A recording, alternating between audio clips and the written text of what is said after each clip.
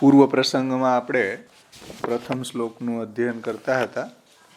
બીજે દાર્ઢ્ય પ્રકારસ્તુ ગૃહે સ્થિત્વા સ્વધર્મતઃ અવ્યાવ્રતો ભજેત કૃષ્ણમ પૂજયા શ્રવણાદિભિ. અવ્યાવૃત થઈને ગૃહમાં રહીને સ્વધર્મને પાલન કરતા લૌકિકત્વમ વૈદિકત્વમ કાપટ્યા તેષુ નાન્યથા વૈષ્ણવત્વમ હિ સહજમ તતોન્યત્ર વિપર્યય. અવ્યાવૃતો ભજેત કૃષ્ણમ પૂજયા શ્રવણાદિભિ. પૂજયાનો અર્થ પ્રવાહેણ ક્રિયારતા, જે પુષ્ટિ પ્રવાહ મર્યાદા ભેદ ગ્રંથમાં સમજાવ્યું છે એવી પ્રવાહેણ ક્રિયારતા તરીકે એને અહીંયા કહ્યું છે, જેનું વિસ્તારથી વર્ણન શ્રી મહાપ્રભુજીએ તત્વાર્દીપ નિબંધમાં સેવાની જે ક્રિયા છે એનું વર્ણન 227થી લઈને 246મી કારિકા સુધી કરેલું છે. હવે આપણી એ જે ક્રિયારતા છે આપણે સેવામાં, એને પ્રેમ સંવલિત કરવી હોય તો શું કરવું? સ્નેહ સાથે કરવી હોય તો પ્રેમણોન્યત સાધનમ લોકે નાસ્તિ મુખ્ય પરમ મહત શ્રી ભાગવતમેવાત્ર પરમ તસ્ય હિ સાધનમ. ભગવાનના નામ, રૂપ, ગુણ, લીલા ચરિત્રોનું શ્રવણ કીર્તન સ્મરણ કરવાથી આપણને પ્રભુમાં સ્નેહ થશે અને આપણી સેવા પણ માત્ર ક્રિયારતા ન રહીને સ્નેહ સાથે એ ક્રિયા સંપન્ન થશે, એ સેવા સંપન્ન થશે. એટલા માટે ભગવાનના નામ, રૂપ, ગુણ, લીલા ચરિત્રોનું શ્રવણ કીર્તન અને સ્મરણ કરવું. સેવામાં પણ જો સ્નેહ ન હોય તો ઉદ્વેગ થાય છે. એટલે શ્રી મહાપ્રભુજીએ નિબંધમાં કહ્યું છે સપ્રેમિતિ અનુદ્વેગાર્થમ, એટલે કે ઉદ્વેગ ન થાય એટલા માટે પ્રેમ સહિત એવું શ્રી મહાપ્રભુજીએ કહેલું છે.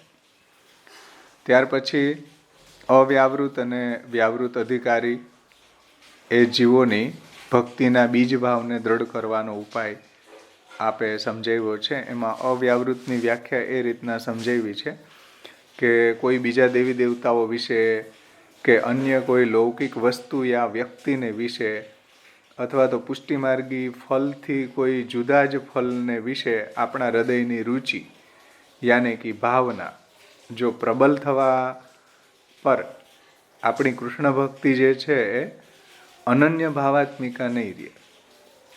જ્યારે આપણી કૃષ્ણ ભક્તિ છે એ અનન્ય ભાવાત્મિકા બનશે ત્યારે આપણે અવ્યાવૃત થયા કહેવાશું.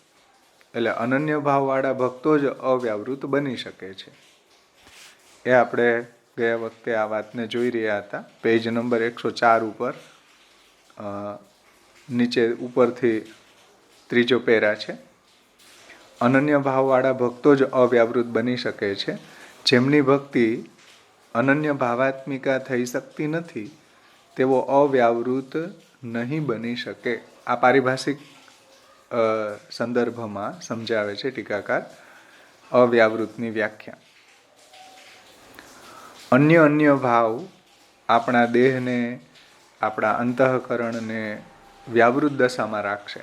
આ અન્ય ભાવ એટલે બીજા દેવી દેવતાઓના વિશે હજી આપણી કંઈક આસક્તિ હોય કે કંઈક આપણી એને પ્રાર્થના કરવાની ઈચ્છા થતી હોય કે કોઈ અન્ય લૌકિક વસ્તુ મેળવવાની એટલી ઘેલછા જાગી જાય કે જેમાં આપણે કૃષ્ણને જ ભૂલી જાય, અથવા તો કોઈ એવા ભૌતિક પદાર્થોને મેળવવામાં આપણી રુચિ જાગી જાય, ઐહિક પારલૌકિક એવા ફલો, ક્ષુદ્ર ફલોને મેળવવામાં આપણી ઘેલછા જાગી જતી હોય છે, તો આપણે ફરીથી પાછા દેહથી વ્યાવૃત થઈ ગયા, અંતઃકરણથી વ્યાવૃત થઈ ગયા, ચિત્તથી વ્યાવૃત થઈ ગયા, બધી રીતે વ્યાવૃત થઈ ગયા.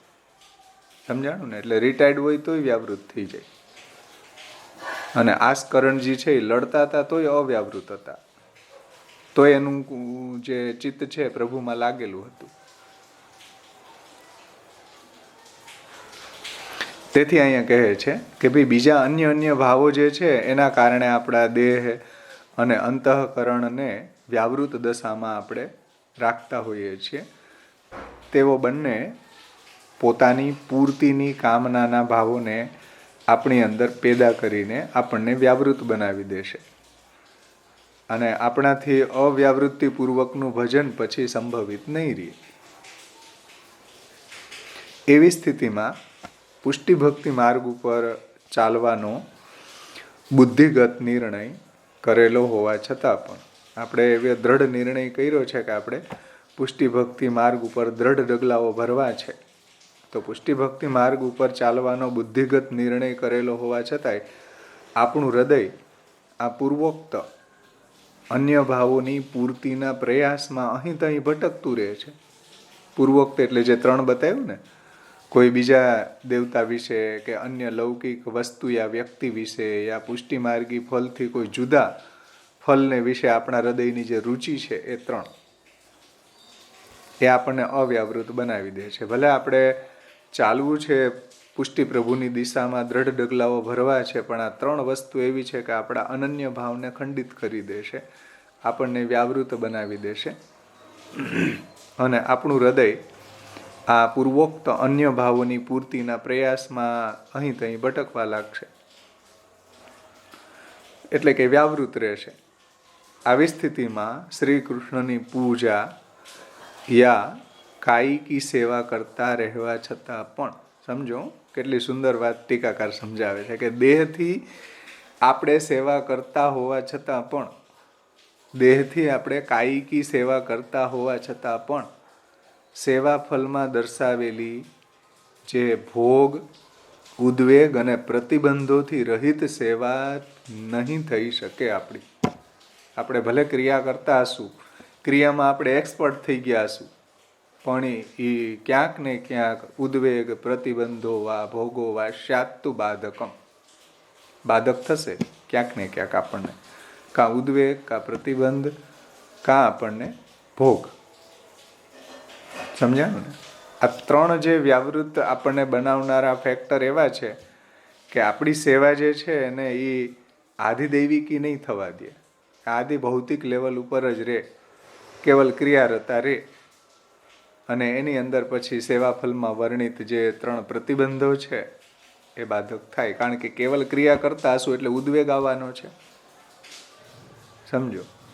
અને ઉપર જણાવેલા જે કોઈ લૌકિક ફલો જે છે કે લૌકિક કોઈ વ્યક્તિ વિશે કે હજી આપણો આસક્તિના કારણે આપણને પ્રતિબંધ આવવાનો છે અને એની પાછળ ભોગ આવવાનો છે, જે આપણને ભગવદ ભજનમાં બાધક છે. જે મહાપ્રભુજી સેવાફલ ગ્રંથની વિવૃત્તિમાં કહે છે કે ઉદ્વેગ, પ્રતિબંધો વા ભોગો વા બાધક, બાધકત્રયમ.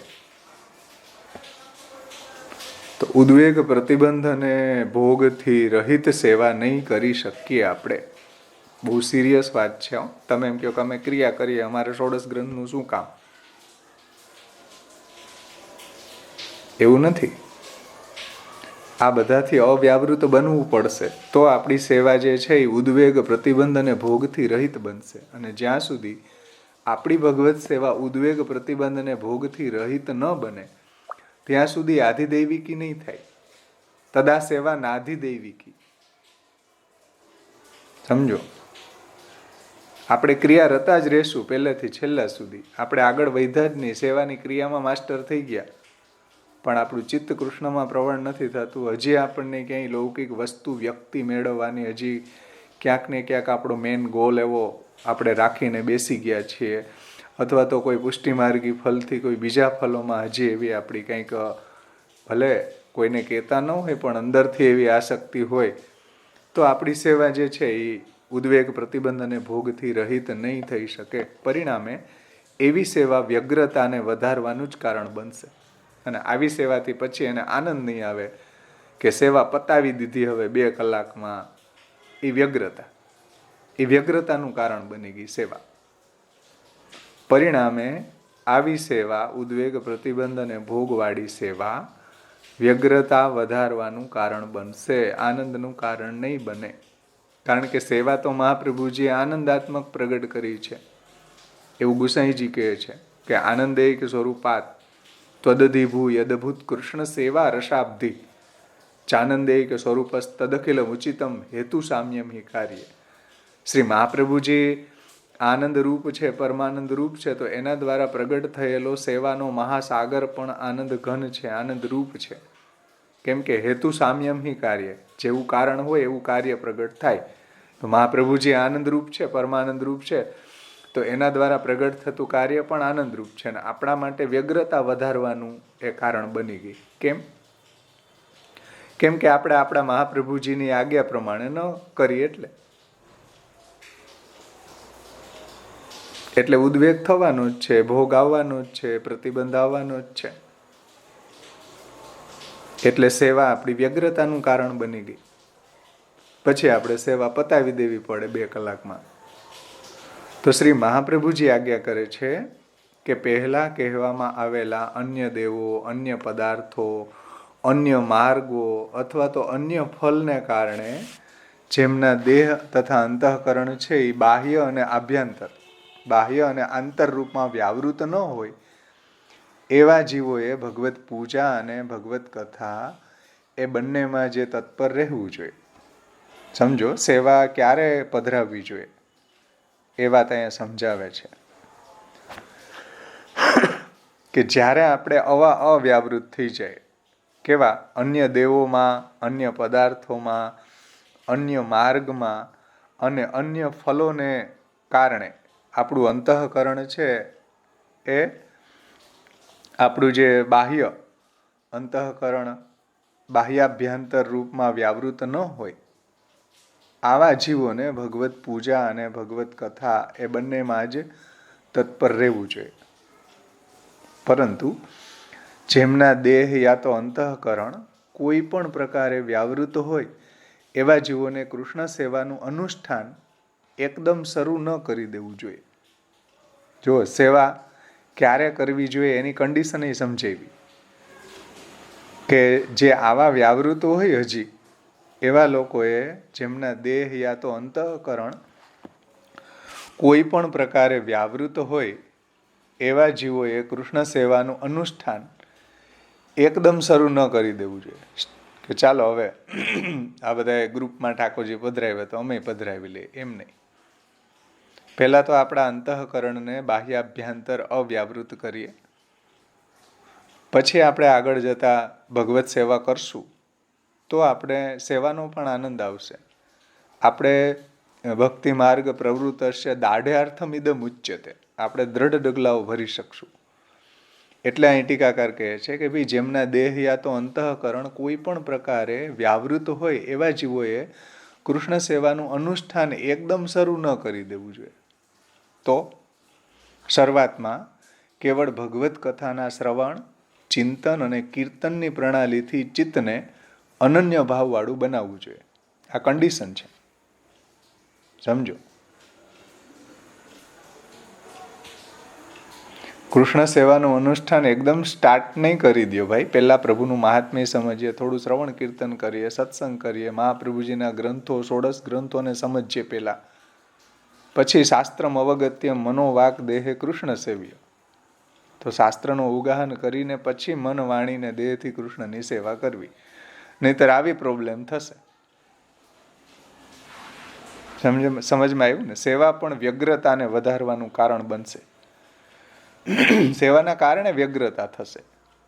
બોલો, નહીતર શું થાય? સેવા ન કરવાને કારણે વ્યગ્રતા થવી જોઈએ કે આજે પ્રભુની સેવા ન મળી, આજે ઠાકોરજીનું ગુણગાન ન કર્યું, આજે ભાગવતનો પાઠ ન કર્યો, આજે સત્સંગ ન થયો, એને કારણે વ્યગ્રતા રહેવી જોઈએ. એને બદલે સેવા પધરાવાના કારણે વ્યગ્રતા થઈ જાય છે. સમજમાં આવી ને વાત? એટલે ડાયરેક્ટ ભગવત સેવા શરૂ ન કરી દેવી જોઈએ. શરૂઆતમાં કેવળ ભગવત કથાના શ્રવણ, ચિંતન અને કીર્તનની પ્રણાલીથી ચિત્તને અનન્ય ભાવવાળું બનાવવું જોઈએ.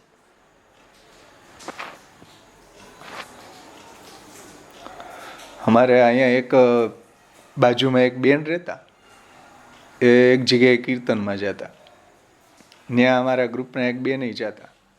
એને ચાવી ભરી કે સેવા તો કરવી જ જોઈએ, સેવા વગર ચાલે જ નહીં, સેવા વગર જીવન નકામું છે ને વગેરે વગેરે ઘણું બધું કીધું. તો એને તો ઉત્સાહ જાગી ગયો એક દીમાં. એને કોઈ મહાત્મ્ય જ્ઞાન કે કોઈ પુષ્ટિ માર્ગના 16 ગ્રંથનું જ્ઞાન કાંઈ પણ નથી. કેવલ ઓલા બેનના કહેવાથી ઉત્સાહ જાગ્યો. પછી શું થયું કે એને ઠાકોરજી પધરાવ્યા. ઠાકોરજી તો પધરાવ્યા, પણ 3 દિવસમાં એને ટેન્શન થવા માંડ્યું, ડિપ્રેશનની બીમારી લાગુ પડી ગઈ કે મારાથી અપરસ નથી પડાતી ને મારાથી અપરાધ થઈ જાય છે, અને આખો દિવસ રાત્રે પણ નીંદર નહોતી આવતી. તો 3 દિવસ એને એટલું ટેન્શન રહ્યું. ચોથે દિવસે ઠાકોરજી પધરાવ્યા પાછા. જો ઠાકોરજીના સેવાના કારણે વ્યગ્રતા પેદા થઈ ગઈ. ચોથે દિવસે એણે પાછું સ્વરૂપ એ મારી પાસેથી જ લઈ ગયા હતા. ઠાકોરજીનું સ્વરૂપ મારી પાસે એક્સ્ટ્રા બિરાજતું હતું, એ લઈ ગયા હતા, જાણીતા હતા એ. તો પછી ઠાકોરજી તો પુષ્ટ કરીને સેવા તો ચાલુ કરી દીધી. 3 દિવસમાં આવી વ્યગ્રતા, આવું ટેન્શન, નીંદર ન આવવી, ઘણી બધી પ્રોબ્લેમ થઈ ગઈ એને. તો પછી તો ઠાકોરજી પાછા પધરાવી દીધા. મેં એને કીધું કે ભાઈ ઠાકોરજી તો આપો પાછા, અમે કોઈ વૈષ્ણવને અહીંયા પધરાવીને સેવા કરશું, કોઈ જ્યારે એવા વૈષ્ણવને પધરાવાશે તો એને પછી પધરાવી દેશું. તો બાવાએ પછી ઠાકોરજી ન આપ્યા. પાછા પધરાવા ગયા તો કે ના, એ પાછા એને ઠાકોરજી પાછા પધરાવી જ ન દીધા, કેમ કે એ પાછા એની રોકડી કરી લેશે ક્યાંક પધરાવીને.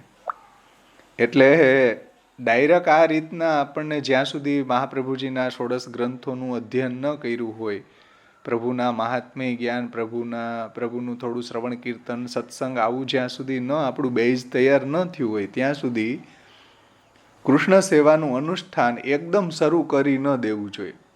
આ હું નથી કહેતો ભાઈ, ટીકાકાર કહે છે જો, અને એનું રિઝલ્ટ આવું આવે, અને આવું જોયું છે. અમારા ગામની અંદર મરજાદી લોકો છે, 1998ના હું એને જોઉં છું. 1998 એની પહેલાના મને ખબર નથી, મારા કોન્ટેક્ટમાં નહોતા આવ્યા, એની પહેલાના હશે, કે મિશ્રી ધરે છે. કેટલા વર્ષ થયા ભાઈ 1998 ને આજે તમે વિચાર કરો. 29-30 વર્ષ થયા. હા, 30 વિચારો તમે, 30 વર્ષ થયા હજી મિશ્રી ધરે છે ને એ સેવા પતાવી દે અડધી કલાકમાં. અને હું જ્યારે એને મળું ને, ગામડે જાઉં, મેં કીધું ક્યાં સુધીનો ક્રમ છે? પાકી અપરસમાં મિશ્રી ધરીએ. પાકી અપરસ તો પહેલા આવે, મિશ્રી પછી આવો. ધૂળ પડી તમારી પાકી અપરસમાં. મહાપ્રભુજીને આવો કોઈ પ્રકાર જ મહાપ્રભુજીએ પુષ્ટિ સંપ્રદાયમાં બતાવ્યો નથી. 30 વર્ષ તમે હજી શું કરો છો? પાકી અપરસમાં મિશ્રી ધરીએ. કોઈ એમ કે પાકી અપરસમાં નાગરી ધરીએ, કોઈ એમ કે પાકી અપરસમાં અનસખડી ધરીએ. મેં કીધું મહાપ્રભુજીના સિદ્ધાંત રહસ્યમાં તો વિચાર્યું કે નહીં કોઈ દી? સિદ્ધાંત રહસ્ય 30 વર્ષમાં વાંચ્યો કે નહીં કોઈ દી? કે પાકી અપરસ સિવાય ધંધો નથી. તો આવા લોકોને 30-40 વર્ષે ફ્રસ્ટ્રેશન આવ્યા કે હવે અમારાથી એકે તો ઠાકોરજી પધરાવી દીધા બીજે ગુરુ ઘરે, અને હવે આનંદથી સંસારમાં પાછા એના જેવા થઈને રહેવા માંડ્યા. આજે એને તો 35 વર્ષ ઉપર થઈ ગયા છે. 35 વર્ષે વ્યસના અવસ્થાપન્ન થઈ જતા હોવા જોઈએ. જો મહાપ્રભુજીના સિદ્ધાંત પ્રમાણે એને સેવા કરી હોય તો કેટલું એનું ચિત્ત કૃષ્ણમાં પ્રવણ થઈ જાય. ત્યારે તો 35 વર્ષે ઠાકોરજી આજે પધરાવી દીધા અને આનંદથી સંસારમાં રહે છે. આનું કારણ શું? આનું કારણ આ અનન્યતાનો અભાવ, આ અવ્યાવૃત નથી, ક્યાંક ને ક્યાંક વ્યાવૃત છે, અપરસમાં વ્યાવૃત છે. સમજો, ઠાકોરજીની સેવા કરતાંય અપરસમાં વિશેષ વ્યાવૃત થઈ ગયા, એટલે સેવામાં અવ્યાવૃત થઈ જ ન શક્યા. પાકી અપરસમાં મિશ્રી ધરીએ. આ શું? આ અન્ય લૌકિક વસ્તુ એ આ વ્યક્તિ વિશે જડતા. પુષ્ટિ માર્ગી ફલથી જુદા કોઈક ફલને વિશે આપણા હૃદયની રુચિ આપણને અવ્યાવૃત બનાવી દેશે. અને આ બનેલું જ છે. આપણે સાક્ષાત્કાર મને થયો છે કે કેટલા અવ્યાવૃત થઈ ગયા, કેટલા વ્યાવૃત થઈ ગયા અપરસમાં, કે ઠાકોરજીને ભૂલી ગયા. તો આવી પ્રોબ્લેમ થાય છે. પુષ્ટિ સંપ્રદાયમાં આવા એક્સિડન્ટ થતા હોય છે, બહુ ઘણા બધા થયા છે અને જોયા પણ છે. એટલે ટીકાકાર એમ કહે છે કે ભાઈ કૃષ્ણ સેવાનું અનુષ્ઠાન એકદમ શરૂ ન કરો, પેલા શાસ્ત્રમ અવગત્યમ મનોવાગ દેહે કૃષ્ણ સેવ્ય, પેલા આશ્રયને તો દ્રઢ કરો યાર, પછી બીજી આગળ વાત કરશું. પછી પ્રભુના નામ રૂપ ગુણ લીલા ચરિત્રોનું થોડું મહાત્મ્ય સમજીએ, થોડું આપણને પ્રભુને શ્રવણ કીર્તનમાં રુચિ થાય, પ્રભુમાં થોડી રુચિ, પછી એની આગળ જતા પરોક્ષ રુચિ થાય, પછી એની ઉપરનું સ્ટેપ અપરોક્ષ રુચિ આવે, પછી એનું ઉપરનું સ્ટેપ પ્રેમ આવે. આવું લાલુ ભટ્ટજીએ પુષ્ટિ ભક્તિ અધિકાર વિવેકમાં સમજાવ્યું છે કે પહેલા રુચિ ની કક્ષા આવે, પ્રેમ તો બહુ દૂર છે, ચોથા સ્ટેપ ઉપર આવે કે પહેલા રુચિ, પછી સ્થાયી રુચિ, પછી પરોક્ષ રુચિ, પછી અપરોક્ષ રુચિ, ને પછી પ્રેમ, આસક્તિ, વ્યસન, સર્વાત્મ ભાવ અને ફલ. આવા સ્ટેપ લાલુ ભટ્ટજીએ પ્રમેય રત્નારણવમાં સમજાવ્યા છે. હવે રુચિની ઠેકાણા ન હોય ને પાછા આપણે પાકી અપરસમાં મિશ્રી ધરીએ, 30 વર્ષ થયા હજી મિશ્રી ધરે છે, આનું શું રિઝલ્ટ? 0 રિઝલ્ટ આનું.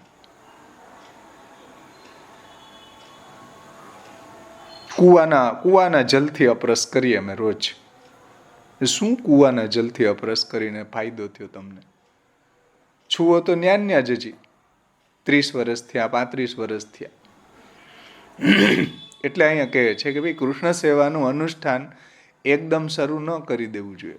શરૂઆતમાં કેવળ ભગવત કથાના શ્રવણ, ચિંતન અને કીર્તનની પ્રણાલીથી ચિત્તને અનન્ય ભાવવાળું બનાવવું જોઈએ. એટલે અહીંયા કહી રહ્યા છે સુબોધનીજીમાં મહાપ્રભુજી કહે છે, આ ટીકાકારની પોતાની વાત નથી, જુઓ પ્રમાણ આપીને આ વાત કહે છે. તૃતીય સ્કંદ 25મો અધ્યાય 22મા શ્લોકના સુબોધનીજીમાં મહાપ્રભુજી આજ્ઞા કરે છે કે ભાવાંતર સહિતો વા સહી દેવાંતર વિષય પદાર્થાંતર વિષય માર્ગાંતર વિષયો વા તત્સહ ભાવોત્ર નિષિધ્યતે ફલભાવશ્ચ. જે આ 3 બતાવ્યા ને હમણાં આપણને, બીજા દેવમાં અન્ય કોઈ લૌકિક યા વ્યક્તિને વિશે રુચિ યા પુષ્ટિમાર્ગી ફલથી જુદા ફલને વિશે આપણી આસક્તિ, એ આપણને અવ્યાવૃત બનાવી દે છે. આ વાત મહાપ્રભુજીએ સુબોધનીજીમાં સમજાવી છે કે જુદા જુદા દેવોમાં, જુદા જુદા પદાર્થોમાં, જુદા જુદા માર્ગોમાં જુદા જુદા ભાવ હોવા એ અહીં નિષિદ્ધ છે. પુષ્ટિ ભક્તિ માર્ગમાં જુદા ફલનો ભાવ પણ આપણને વ્યાવૃત બનાવે છે. આ સુબોધનીજી 3:25-22 આ સુબોધનીજીની ભાગવત કારિકામાં ભક્તિનું સ્વરૂપ આ પ્રમાણે દર્શાવવામાં આવ્યું છે. આ સુબોધનીજીની ભાગવત કારિકામાં શ્રી મહાપ્રભુજીએ ભક્તિનું સ્વરૂપ આ રીતના સમજાયું છે. એના શ્લોક પણ અહીંયા આપ્યા છે 22-24. આપણે એનો પાઠ કરીએ. જુઓ કે મયી અનન્ય ભાવેન ભક્તિમ કુર્વંતી એ દ્રઢામ. મયી અનન્ય ભાવેન ભક્તિમ કુર્વંતી એ દ્રઢામ મત્કૃતે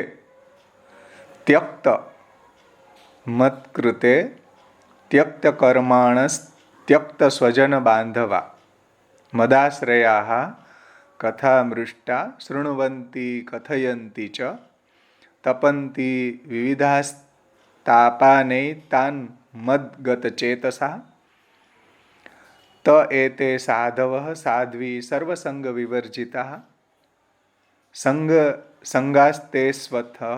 સંગાસ્તે સ્વથ તે પ્રાર્થ્ય સંગ દોષ હરાહિતે. ભગવાન કહે છે દેવહૂતિજીને, જેવો ભગવાનમાં અનન્ય ભાવ રાખીને ભગવાનની દ્રઢ ભક્તિ કરે છે. જુઓ, મયી અનન્ય ભાવેન ભક્તિમ કુર્વંતી એ દ્રઢામ. જેવો ભગવાનમાં આવા અનન્ય ભાવ રાખીને ભગવાનની ભક્તિ કરે છે, ભગવાનની દ્રઢ ભક્તિ કરે છે, જેમને આળસને લીધે નહીં પરંતુ ભગવાનને માટે વેદાદી શાસ્ત્રોમાં કહેલા અલૌકિક કર્મોનો તથા લૌકિક સ્વજન બાંધવોનો ત્યાગ કરી દીધો હોય એવા, મતલબ કે લૌકિકત્વમ વૈદિકત્વમ કાપટ્યા તે સુનાન્યથા વૈષ્ણવત્વમ હિ સહજમ તતોન્યત્ર વિપર્યય. પણ આળસને લીધે નહીં હો, ભગવાનના ભક્તિની એવી તન્મયતાના કારણે, ભગવાનને માટે વેદાદિ શાસ્ત્રોમાં કહેલા અલૌકિક કર્મોનો અને લૌકિક સ્વજન બાંધવોનો ત્યાગ કરી દીધો હોય એવા ભક્તોની સોબત કરવી જોઈએ. નિરંતર ભગવત સેવા અથવા તો ભગવદ સ્મરણમાં બધા કર્મો તથા સંબંધો બાધક બને છે ભાઈ. નિરંતર ભગવાનની સેવાનું સાતત્ય, ચિત્તની કૃષ્ણ પ્રવણતા રે એની અંદર આવા બધા રિલેશનો બાધક બને છે. એટલે ખોટા ખોટા લૌકિક રિલેશનો નહીં વધારવા કે જે આપણને ભગવાનના ભજનમાં બાધક થાય. એવા લોકો સાથે રિલેશન રાખીએ કે જેનાથી આપણી ભક્તિ વધે. તો લૌકિક આવા જે લોકો છે એની સાથેના આપણા સંબંધો જે છે એ બાધક બને છે. ભગવત સેવા અને ભગવત સ્મરણમાં બધા કર્મો અને સંબંધો બાધક બને છે. અનન્ય ભાવમાં કાંઈક તો અવરોધ પહોંચાડે જ છે. આ અનન્ય ભાવમાં કાંઈક તો આપણને વિક્ષેપ કરે છે, બાધ પહોંચાડે છે. તેથી એવા વ્યાવૃત થયા વિના પૂજા શ્રવણાદિમાં તત્પર થવું જોઈએ. એટલે એમાં આસક્તિ રાખ્યા વગર, વ્યાવૃત થયા વગર પૂજા શ્રવણાદિમાં તત્પર રહેવું જોઈએ. આપણે ત્યાં ગોવિંદ સ્વામીનો જ પ્રસંગ છે ને, કે ઘણા વર્ષે એના દીકરી આવ્યા તો એ તો ભગવાનની સેવામાં એટલા તન્મય હતા કે એના દીકરીને બોલાવવાનો સમય ન રહ્યો. કાનબાએ કીધું કે ભાઈ ઘણા વર્ષે આવી છે દીકરી, તો કંઈક તો એનું સમાધાન કર. તો કે ભાઈ મન તો એક જ છે, ભગવાનમાં લાગેલું છે. કયો તો તમે દીકરીમાં લગાડો ને કયો તો ભગવાનમાં લગાડો. સમજો, આવી તન્મયતા. તો જો ભગવત સ્મરણમાં અને આ બધા કર્મો અને સંબંધો જે છે એ બાધક બને છે. હરિરાયજી પણ શિક્ષાપત્રમાં વારંવાર આવી વાત કરતા હોય છે કે ભાઈ લોક આસક્તિ છોડો. લોકના જે આપણા રિલેશનો છે એમાં આપણી આસક્તિ ન રાખીએ. એ આપણને લોકમાં આપણી પ્રસિદ્ધિની આશા ન રાખીએ. વિવાહાદિ કાર્યો જે છે એમાં દ્રવ્યનો વ્યય ન કરીએ. લોકમાં આપણી કીર્તિ વધે એવા હેતુથી દ્રવ્યનો વ્યય ન કરીએ. આવું હરિરાયજી કેમ શિક્ષાપત્રમાં કહે છે? એ આપણને બાધારૂપ થશે ભજનમાં. એટલે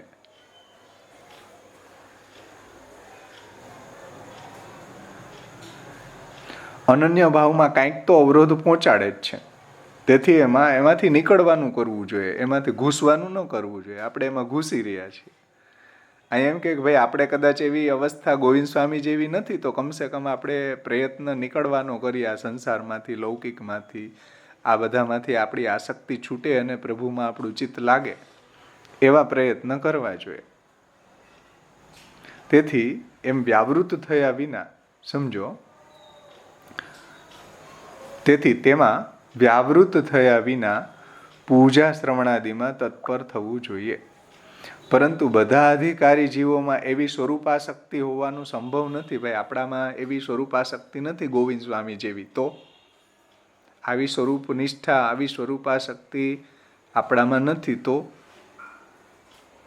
સંભવ નથી. આવા અધિકારી જીવોના જેવી સ્વરૂપાસક્તિ હોવાનું સંભવ નથી. તો ફલની દ્રષ્ટિએ કથાશક્તિ, ભગવાનના સ્વરૂપ, ગુણ તથા લીલાના શ્રવણ કથનમાં આસક્તિ જેમની દ્રઢ હોય એવા લોકોનો સત્સંગ કરવો. તો એની ઔષધિ શું? એની ઔષધિ બતાવે છે, જે મહાપ્રભુજીએ સિદ્ધાંત મુક્તાવલીમાં પણ બતાવી છે કે સંસારી યસ્તુ ભજતે સ દૂરસ્થો યથા તથા અપેક્ષિત જલાદીનામ અભાવાત તત્ર દુઃખ ભાગ. સંસારી છે અને ભજન કરી રહ્યો છે અને સંસારમાં આસક્તિ છે એટલે દુઃખ ભાગ, દુઃખી થશે. હવે એ સંસારાસક્તિ છૂટે એના માટે શું કરવું? આત્માનંદ સમુદ્રસ્થમ કૃષ્ણમેવ વિચિંતે. જે આત્માનંદમાં વિહાર કરવાવાળા ભગવાનનું શ્રવણ કીર્તન સ્મરણ કરવું. એ વાત ત્યાં પણ બતાવી છે. પંચશ્લોકીમાં પણ મહાપ્રભુજી આ વાત સમજાવી છે કે સંગહ સર્વાત્મના ત્યાજ્યમ સચે ત્યક્તુમ ન શક્યતે સ સદ્ભિ સ કર્તવ્ય સંત સંગસ્ય ભેષજમ. સંગ કરવો હોય તો ભગવત ભક્તોનો કરવો. કેમ? કેમ કે આપણને જે સંસારની આસક્તિ જે પ્રબલ છે એની ઔષધિ છે ભગવાનના ભક્તોનો સંગ. એટલે ભગવાનના ભક્તોનો જો આપણને સંગ થાય તો આપણી સંસાર આસક્તિ છૂટે. એ વાત અહીં ટીકાકાર સમજાવે. જુઓ કે ભાઈ બધા અધિકારીઓની અંદર બધા અધિકારી જીવોની અંદર એવી સ્વરૂપાસક્તિ નથી તો શું કરવું? હજી આપણે સંસારમાં લાગેલા છીએ, સંસારમાં આસક્તિ છે, સંસારમાં વધારે ને વધારે ઘૂસી રહ્યા છીએ તો શું કરવું? કે બધા અધિકારી જીવોમાં એવી સ્વરૂપાસક્તિ હોવાનો સંભવ નથી. તો ફલની દ્રષ્ટિએ કથાશક્તિ સમજો, ભલે એવી સ્વરૂપાશક્તિ ન હોય પણ કથાશક્તિ તો થઈ શકે ને. ફલની દૃષ્ટિએ કથાશક્તિ ભગવાનના સ્વરૂપ, ભગવાનના ગુણ અને લીલાના શ્રવણ કથનમાં આસક્તિ જેમની દ્રઢ હોય એવા લોકોનો સંગ કરવો જોઈએ. તો આપણી સંસાર આસક્તિ છૂટે ને આપણી ભગવાનમાં આસક્તિ વધે. આપણે સંગ પાછો એવા લોકોનો જ કરીએ કે આપણી સંસાર આસક્તિ વધે. એટલે એક તો આપણે ડાઉન હતા ને એમાં વધારે ડાઉન થયા. એટલે ટીકાકાર એમ કહે છે કે ભાઈ આવી કન્ડિશનમાં આવી ગોવિંદ સ્વામીના જેવી આપણી સ્વરૂપ નિષ્ઠા નથી, આવી સ્વરૂપાશક્તિ આપણી નથી, તો ગુણાશક્તિ તો આપણને થઈ શકે. તો એ ગુણાશક્તિ થાય એના માટે શું કરવું? તો કે એવા ભગવત ભક્તોનો સંગ કરવો, મહાપ્રભુજીના ગ્રંથોનો સંગ કરવો. તો કમસે કમ આપણને ભગવાનના ગુણોમાં તો આસક્તિ પ્રગટ થશે એવી. એવું ટીકાકાર કહેજો કે જેમને ભગવાનમાં એવી આસક્તિ દ્રઢ હોય એવા ભક્તોનો સંગ કરવો. શ્રવણ કથનમાં આસક્તિ જેમની દ્રઢ હોય પ્રભુને, એવા લોકોનો સત્સંગ કરવો જોઈએ. અને એવા ભગવદીઓનો સત્સંગ કરવાથી, એમના મુખથી થતી કથાનું શ્રવણ કરવાથી તથા પોતે પણ જાતે ચિંતન અને કીર્તન કરવાથી, આ તો શ્રવણની વાત થઈ કે આવા જે ભગવત ભક્તો મળે આપણને પ્રભુની સેવામાં રત હોય, મહાપ્રભુજીના સિદ્ધાંત પ્રમાણે જીવન હોય, આચાર્ય ચરણોના સિદ્ધાંત પ્રમાણે જીવતા હોય એવા ભગવત ભક્તોનો આપણને સંગ મળે તો આપણી સંસાર આસક્તિ છૂટે. તો આપણી સંસાર રોગની આ ઔષધિ છે એવું મહાપ્રભુજી કહે છે કે સંતઃ સંગસ્ય ભેષજમ. તો ભલે આપણને એવી સ્વરૂપાશક્તિ નથી પણ કથાશક્તિ જો થશે તો કથાશક્તિના કારણે આપણને એવી સ્વરૂપ નિષ્ઠા આવશે જેવી દિનકર દાસને આવી ગઈ. તો મહાપ્રભુજીની સાથે રહેવાવાળા જે ભગવદીઓ હતા એની કથાશક્તિ એટલી સ્ટ્રોંગ હતી કે એ કથાશક્તિના કારણે સ્વરૂપાશક્તિ આવી ગઈ કે ઠાકોરજી એને પણ સાનુભાવ જતાવા લાગી ગયા. કેમ? કથાશક્તિથી સ્વરૂપ નિષ્ઠા તરફ એ ગયા છે. કથાશક્તિના કારણે સ્વરૂપમાં આસક્ત થઈ ગયા છે. એ રહસ્ય અહીંયા ભક્તિવર્ધનીમાં મહાપ્રભુજીને સમજાવવું છે કે ભાઈ સેવાથીની સ્વરૂપ નિષ્ઠા સ્વરૂપાશક્તિ થાય છે અને કથાથી પણ ભગવાનમાં સ્વરૂપાશક્તિ થાય છે. તો આખો અહીંયા કથાનું પ્રકરણ મહાપ્રભુજીએ સમજાવ્યું છે કે કથા દ્વારા પણ કઈ રીતના સ્વરૂપાશક્તિ આપણને દ્રઢ થાય, એના માઇલસ્ટોન શું, એ બધી વાત શ્રી મહાપ્રભુજી આગળ સમજાવશે. તો એમના મુખથી થતી કથાનું શ્રવણ કરવાથી, અને આ રીતના કથાનું શ્રવણ કરી પણ સ્મરણ અને કીર્તન તો આપણે કરી શકીએ. તો ચિંતન અને કીર્તન કરવાથી પછી જેનું આપણે શ્રવણ કર્યું છે એનું સ્મરણ કરવું, જેનું સ્મરણ કર્યું છે એનું કીર્તન કરવું. આ રીતના આપણું સાયકલ સંપન્ન થશે શ્રવણ, સ્મરણ અને કીર્તનનું. એનાથી આપણી સ્વરૂપાશક્તિ પ્રભુમાં દ્રઢ થશે અને લૌકિક વિષયોમાંથી આપણી મમતા દૂર થઈને ભગવાનમાં એ મમતા જોડાઈ જશે. આ એનો ઉપાય છે કે લૌકિક જે આપણી આસક્તિ પ્રબલ છે એ છૂટતી જશે અને ભગવાનમાં આપણી મમતા જોડાવાથી આપણી પ્રભુમાં આસક્તિ દ્રઢ થશે. આનું નામ અવ્યાવૃત. અવ્યાવૃતો ભજેત કૃષ્ણમ પૂજયા શ્રવણાદિભી વ્યાવૃતોપી હરો ચિત્તમ શ્રવણાદો ન્યસેત સદા. પણ વ્યાવૃત હોય એને શું કરવું? આવી સ્વરૂપાશક્તિ નથી, આવી ભગવત સેવા પરાયણતા આપણાથી નથી થતી, તો શું કરવું? તો એનો અનુકલ્પ ભગવત ભક્તોનો સંગ.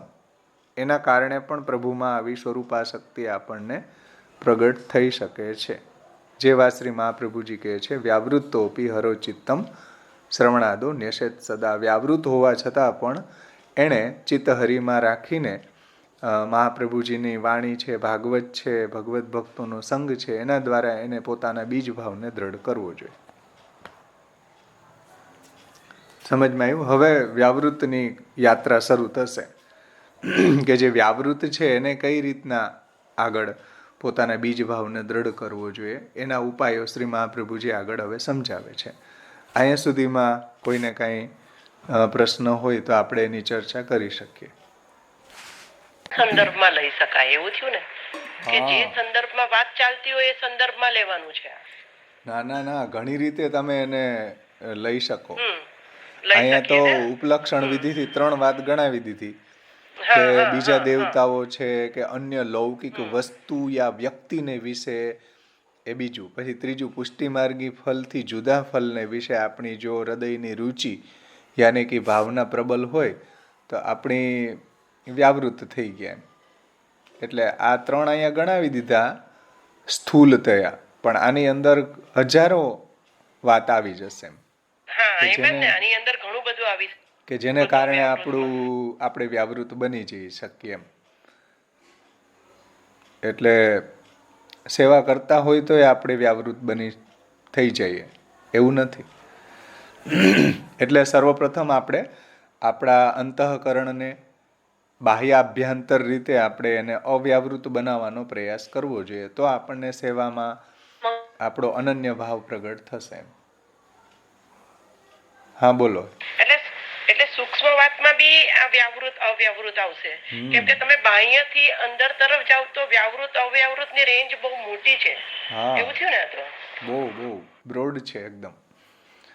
બહુ તમે આજીવિકાએ નથી જતા અને રિટાયર્ડ થઈ ગયા તે વ્યાવૃત, એવું નથી. અહીંયા તો બહુ સૂક્ષ્મતાથી આ વાતને સમજાવી છે. જુઓ કેટલી ડીપ આ વાતને સમજાવી છે કે આપણી લોકાશક્તિ પણ વ્યાવૃત્તિ છે.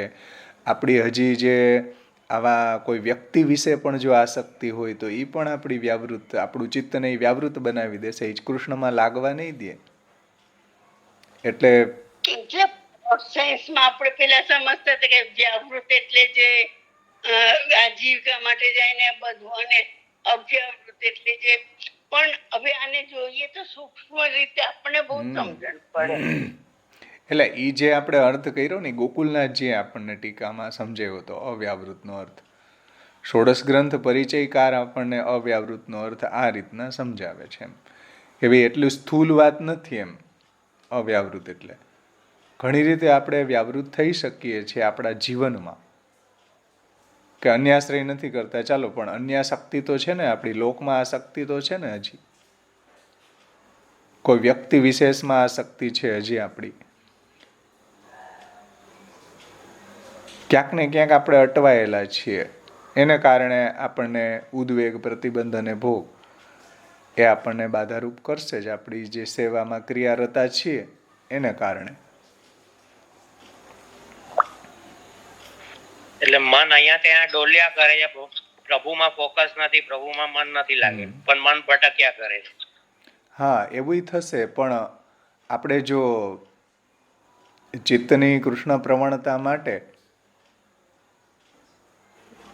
ભાગવતના ભગવાનની લીલાનું શ્રવણ, કીર્તન, સ્મરણ, એનાથી આપણે આપણી જે પૂજા છે, સેવા, જે ક્રિયારતા છે ને, એમાં સ્નેહ પ્રગટ થશે. અને જ્યારે આપણને સ્નેહ પ્રગટ થાય પછી આપણું જે ચિત્તની કૃષ્ણ પ્રવણતા છે એ વધારે સ્ટ્રોંગ બને ને એમ. આજે માનો કે આપણે એ રીતના સેવા કરી તો આજે આપણું ચિત્ત કૃષ્ણમાં પ્રવણ 10 મિનિટ થયું.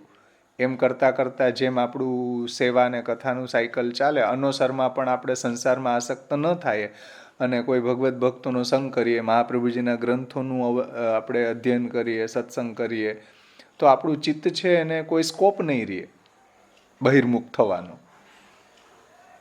એટલે એ કન્ટિન્યુ આપણું પછી ચિત્ત કૃષ્ણ પ્રવણ મહાપ્રભુજીની ને ઠાકોરજીની કૃપાથી થવા લાગશે એમ. એટલે મહાપ્રભુજીએ ભાગવતાર નિબંધમાં આજ્ઞા કરી છે કે ભાઈ પુરુષાણામ તથા સ્ત્રીણામ રાત્રે ચ દિવસે તથા જ્ઞાનમ ભક્તિશ્ચ સતતમ ચક્રવત પરિવર્તતે. એનું ચક્ર ચાલવા લાગી ગયું સેવા અને કથાનું એમ. દિવસે જે છે એ બધા ગોપોને બધા વનના જે ભક્તો છે, વૃક્ષ પશુ પક્ષી નદી હરણો એ બધાને પ્રભુનો સંયોગ થતો, પુલિંદીઓ ઇત્યાદિ ઇત્યાદિ. એટલે એને દિવસે સંયોગ થતો, રાત્રે વિયોગ થતો. ગોકુલના ભક્તો જે છે નંદ યશોદાજી વ્રજ ભક્તો ઇત્યાદિ એને દિવસે વિયોગ થતો, રાત્રે સંયોગ થતો. તો એમ સંયોગ અને વિયોગનું સાયકલ ચાલવાથી એની ભક્તિ નિરોધ અવસ્થામાં ખીલી ગઈ. એવી રીતના આપણી પણ ભક્તિ નિરોધ અવસ્થામાં ખીલવવા માટે મહાપ્રભુજીએ આપણને સેવા અને અનુસરમાં કથાનો પ્રકાર બતાવ્યો, સત્સંગનો પ્રકાર બતાવ્યો કે આપણી ભક્તિ પણ વ્રજભક્તોની જેમ નિરોધ અવસ્થામાં ખીલે. તો આ સાયકલ એ આપણા જીવનમાં ચાલવું જોઈએ ને.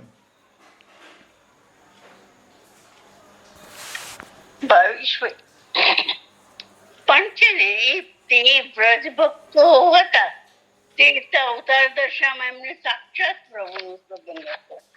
ને અત્યારે આપણે અવતાર દશામાં છીએ તો થોડો ફેર તો પડશે ને. એટલે સાક્ષાત નથી એમ એનો મતલબ છે ને. એવો શું થાય એનો મતલબ?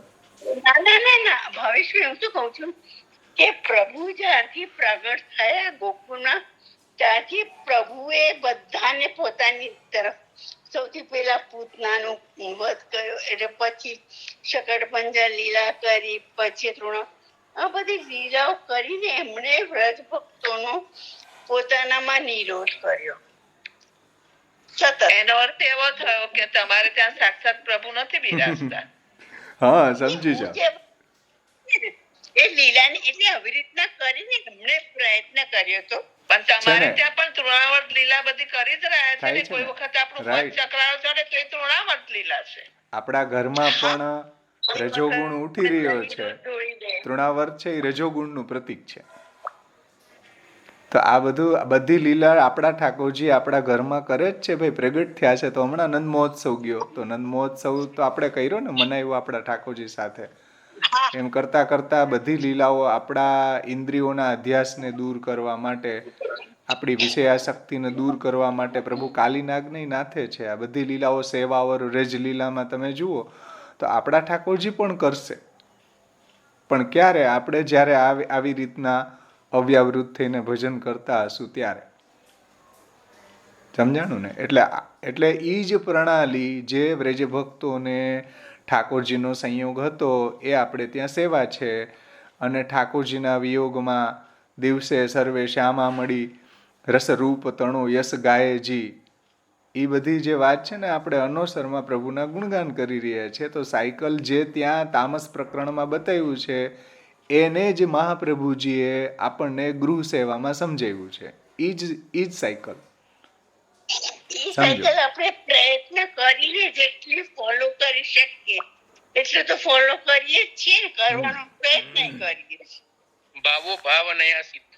હા, વ્રજભક્તોના ભાવોનું ભાવન કરતા કરતા એના જેવો ભાવ આપણને સિદ્ધ થઈ જશે. એટલે તો ગોકુલનાથજીએ સમજાવ્યું કે ભાઈ સેવા ફલાત્મક છે, શ્રી કૃષ્ણ ફલાત્મક છે, બધું ફલાત્મક છે. આપણને ફિલિંગ નથી થતી. કેમ કે પ્રમેય પરિજ્ઞાનંચ ફલાનુભવ રૂપમ, આપણને પ્રમેયનું પરિજ્ઞાન નથી. એટલે તો ટીકાકાર ક્યારના કહે કે ભાઈ ભગવાનના નામ રૂપ ગુણ લીલા ચરિત્રોને તમે શ્રવણ કીર્તન કરો, ભાગવતનું અવગાહન કરો, ભગવદીઓનો સંગ કરો. એ એટલે જ કહે છે કે આપણને પ્રમેયનું પરિજ્ઞાન થાય. પ્રમેયનું પરિજ્ઞાન થશે તો આપણને આપણી સેવામાં એવી ફલરૂપતા લાગવા માંડશે કે જેવી વ્રજભક્તોને ફલરૂપતા લાગતી હતી. એવી ફલરૂપતા જેવી વ્રજભક્તોને વેણુગીત ગાવામાં, જેવું એને આનંદ યુગલ ગીત ગાવામાં આવતો હતો, એવો જ આનંદ આપણને અનોસરમાં પ્રભુના ગુણગાન ગાવામાં આવશે. તો સાયકલ તો એ જ મહાપ્રભુજીએ આપણને સમજાવ્યું છે. પણ હવે આમાં આપણે જો સંસારમાં આસક્ત આપણે હોઈએ તો ભાઈ એમાં ઠાકોરજી શું કરે, મહાપ્રભુજી શું કરે? આપણી પ્રબલ આસક્તિ સંસારમાં છે, લોકમાં છે, વિષયોમાં છે, બધા. તો આ ઉદ્વેગ અને પ્રતિબંધ અને ભોગ, આ ત્રણ વસ્તુ એવી છે ને કે આપણે નથી છોડી શકતા. સમજો, સેવાયામ ફલત્રયમ, સેવામાં 3 ફલ છે, એમ 3 પ્રતિબંધય છે, અને એ પ્રતિબંધ દૂર આપણે કરવાના છે. આ છે ભાવેશભાઈ કે જે પહેલા હતું એના કરતા ઇમ્પ્રુવમેન્ટ તો થાય જ છે. હા, તો એમ કરતા કરતા, પ્રભુ કૃપા તો કરે જ છે. હા, એમ કરતા કરતા પછી આપણને સંપૂર્ણ આપણું એમાં ચિત્ત પ્રવણ થવા લાગી જશે. એટલે એમાં કઈ બહુ ટેન્શન ન લેવું જોઈએ. પરંતુ સેવાનો પ્રકાર તો ઈ જ છે જે મહાપ્રભુજી આપણને ભાગવતના બેઝ ઉપર સમજાવ્યો, અને જે વ્રજભક્તોને અનુભૂતિ થઈ પ્રભુના સ્વરૂપની, પ્રભુની કથાનો જે આનંદ પ્રાપ્ત થયો, એ જ આનંદ મહાપ્રભુજી આપણને આપવા માગે છે. એટલે તો હમણાં જ આપણે ગાયું કે સુન સુર સબન કી યહ ગતિ, જે હરિચરણ ભજે. હરિચરણનું ભજન કરશે એની પણ વ્રજભક્તોના જેવી જ ગતિ થશે. તો આ તો મહાપ્રભુજીના શબ્દો છે. પણ હવે આપણી પ્રોબ્લેમ છે, આપણે ક્યાંક ને ક્યાંક ઉદ્વેગ, પ્રતિબંધ અને ભોગમાં આસક્ત હોવાના કારણે આપણું અંતઃકરણ, આપણું ચિત્ત કૃષ્ણમાં લાગતું નથી. આ સ્પષ્ટ મહાપ્રભુજીએ સેવાફલ વિવરણમાં કહ્યું કે જેમ 3 ફલ છે એમ 3 પ્રતિબંધય છે, જે આપણી સેવાને આધિદૈવિક નહીં થવા દે. એમાંથી આપણે દૂર કરવાનું છે. મહાપ્રભુજીએ કહ્યું, જુઓ, પ્રતિબંધો અપી દ્વિવિધ, લૌકિકશ્ચ અલૌકિકશ્ચ. લૌકિક પ્રતિબંધો બુદ્ધ્યા ત્યાજ્ય. લૌકિક પ્રતિબંધને આપણે અકલ વાપરીને છોડવા, બુદ્ધિથી ત્યજવા. એમાં તમે એમ કહો કે કૃપા હશે તો છૂટશે, અને આમ થશે તો છૂટશે, અને મહાપ્રભુજી એવું નથી કીધું. ભાઈ મ્યુટ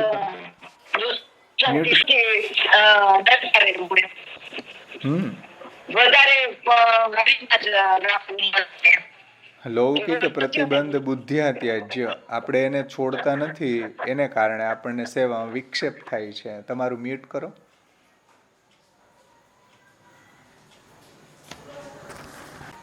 સમજો, મહાપ્રભુજી શું કહે છે? ભોગો દ્વિવિધ, લૌકિકશ્ચ અલૌકિકશ્ચ. લૌકિક બાધક, અલૌકિક ફલાનામ મધ્યે પ્રથમે પ્રવિશતિ. લૌકિક ભોગ જે છે આપણને બાધક કરશે, સમજો. અને જે પ્રતિબંધ જે છે એ આપણને આપણા ચિત્તને કૃષ્ણ પ્રવણ નહીં થવા દે. લૌકિક ભોગ આપણા સમર્પણને કેન્સલ કરશે, અને ઉદ્વેગ જે છે આપણી ચિત્તની કૃષ્ણ પ્રવણતાને કેન્સલ કરશે, અને પ્રતિબંધ જે લૌકિક છે ને એ આપણી સેવાને કેન્સલ કરશે. એટલે આ 3 બાધક છે. ઉદ્વેગ, પ્રતિબંધ અને ભોગ આપણી સેવાને આધિદૈવિકી નહીં થવા દે. જુઓ, સમજમાં આવે છે? ઉદ્વેગ જે છે ને એ શું કરશે? આપણી ચિત્તની કૃષ્ણ પ્રવણતાને સીધું હિટ કરશે. ગમે ઉદ્વેગ હશે, ઉદ્વેગ વાળો માણસ છે એનું ચિત્ત કૃષ્ણમાં પ્રવણ ન થાય. થાય ભાઈ? ઘરની અંદર કંઈક ઝઘડો થયો હોય પછી તમારું ચિત્ત કૃષ્ણમાં પ્રવણ ન થાય. સમજાય છે? ડિસ્ટર્બ માઇન્ડ હોય ને, ડિસ્ટર્બ માઇન્ડ હોય એટલે. હા, તો એ ડિસ્ટર્બ માઇન્ડ છે એનાથી તમે પછી ગમે એટલી ક્રિયા કરતા હોય પણ, એટલે સેવાની ક્રિયા કરતા હોય પણ ચિત્તની વ્યગ્રતાના કારણે એ ચેતસ્થ પ્રવણમ ન થાય, આનંદ ન આવે. એમ જુઓ તો આપણો જે એટલે સ્નેહાત્મિકા ના થાય, ક્રિયાત્મિકા થઈ જાય. ભાવેશભાઈ ચિત્તોદ્વેગમ વિધાયાપી હરિર્યદ્યત કરિષ્યતિ તદેવ તસ્ય લીલેતિ મત્વા ચિંતામૃતમ ત્યજેત. પ્રભુજી બી કહે છે ને. હા, તો લીલા ક્યાં માનીએ છીએ આપણે? એટલે તો ઉદ્વેગ થાય છે. લીલા નથી માનતા એટલે લીલા માનવા લાગી જાય આ બધું, તો ઉદ્વેગ થાય જ નહીં આપણને. ઉદ્વેગ થવાનું કારણ જ છે. એટલે ઉદ્વેગ, પ્રતિબંધ અને ભોગ છે ને 3. જુઓ, ભોગ આપણા સમર્પણને કેન્સલ કરે છે, ઉદ્વેગ આપણી ચિત્તની કૃષ્ણ પ્રવણતાને કેન્સલ કરે છે, અને પ્રતિબંધ આપણી સેવાને કેન્સલ કરે. પ્રતિબંધ આવશે એટલે પેલી સેવામાં આપણે વિક્ષેપ આવશે. એટલે આ 3 વસ્તુ એટલી ડેન્જર છે મહાપ્રભુજી કે ભાઈ ફલ તો મળશે, ભગવાન જ આપશે. ફલમ વાય અધિકારો વા ન કાલોત્ર નિયામક. કોઈ કાલ નિયામક નથી, કૃષ્ણ નિયામક છે. ફલ પ્રાપ્ત થવામાં. સેવાયામ ફલત્રયમ અલૌકિક સામર્થ્યમ સાયુજ્યમ સેવા ઉપયોગી દેહો વૈકુંઠાદિષુ ફલમ વા અધિકારો વા ન કાલો અત્ર નિયામક. કોઈ કાલ નિયામક નથી, કૃષ્ણ જ નિયામક છે. પણ પ્રતિબંધ જે છે ને એમાં તો આપણે નિયામક છીએ, આપણે એને દૂર નથી કરી શકતા. જેમ સેવામાં 3 ફલ છે એમ સેવામાં 3 પ્રતિબંધ છે. ઉદ્વેગ પ્રતિબંધો વા ભોગોવા સ્યાત્તુ બાધકમ, બાધક થશે. એ પ્રોબ્લેમ આપણી છે. એટલે એનો અર્થ એવો થયો કે પ્રતિબંધ સેલ્ફ ક્રિએટેડ છે એમ. હા, એ આપણે દૂર કરવાનો છે. ઉદ્વેગ આપણે દૂર કરવાનો છે, જે મહાપ્રભુજીએ ઉપાયો બતાવ્યા એ રીતના જીવન જીવીને. અને ભોગ જે છે એ આપણે છોડવાનો છે, જે લૌકિક ભોગ છે, જે ભગવત ભજનમાં આપણને બાધક રૂપ થઈ રહ્યો છે. એટલે આ 3ને આપણે નથી છોડી શકતા, એટલે આપણું ચિત્ત પ્રવણ નથી થતું, આપણો સેવાનો નિર્વાહ સારી રીતે નથી થઈ શકતો, અને આપણું સમર્પણ જે મહાપ્રભુજીએ બતાવ્યું એ કમ્પ્લીટ નથી થતું. કેમ? આ 3 વસ્તુના કારણે, ઉદ્વેગ, પ્રતિબંધ અને ભોગ. એટલે આપણને આનંદ નથી આવતો, એન્જોય નથી થતી સેવા. પણ ભાવેશભાઈ, પ્રતિબંધ ભગવતકૃત પ્રતિબંધ પણ હોઈ શકે ને? હા, તો એની ક્યાંય, તો મહાપ્રભુજી પોતે જ કહે છે ભાઈ, ભગવતકૃત પ્રતિબંધ હોય તો ભગવાન ફલમ ન દાસ્યતિ ઇતિ મંતવ્યમ. ભગવતકૃત પ્રતિબંધ હોય કહ્યું ને કે આપણા સેલ્ફ પ્રતિબંધ એટલે કે આપણાથી થયેલો પ્રતિબંધ છે, એટલા માટે મેં કહ્યું કે પ્રતિબંધ ભગવતકૃત પણ હોઈ શકે. હોય પણ આપણાથી જે દૂર થઈ શકે એનો તો આપણે પ્રયત્ન કરવો જોઈએ ને. જેમ સેવામાં તમે હોય ને, કોઈ મોબાઈલ આવી રહ્યા છે વારંવાર, એને કારણે આપણું ચિત્ત ડિસ્ટર્બ થાય છે, પછી મોબાઈલને સાંભળીને અડધી કલાક પાછું એમાં મન રહે. તો મોબાઈલને આપણે સાયલેન્ટ રાખી શકીએ, એને ફ્લાઇટ મોડ ઉપર રાખી શકીએ, જ્યાં સુધી આપણે સેવા પહોંચીએ ત્યાં સુધી. તો આવા પ્રતિબંધોને તો આપણે ઓવરટેક કરી શકીએ ને. આવા પ્રતિબંધોને તો આપણે આપણી બુદ્ધિ વાપરીને દૂર કરી શકીએ છીએ એમ મહાપ્રભુજી એમ કહે છે. તો કમસે કમ એટલું તો શીખીએ આપણે એમ, કે જેથી આપણે સેવામાં વ્યાવૃત ન થાય. નહીંતર આપણે આટલા બધા ફોન એટેન્ડ કરીને સેવા કરતા હોવા છતાં એ વ્યાવૃત પાછા થઈ ગયા, જે અહીંયા બતાવી છે. રિટાયર્ડ હોવા છતાં વ્યાવૃત થઈ ગયા ફોનના કારણે. નિવૃત્તિમાં પ્રવૃત્તિ એમ. હા ગિરીશભાઈ, જે ભગવતકૃત પ્રતિબંધ છે ને, એ આપણી પરીક્ષા માટે છે.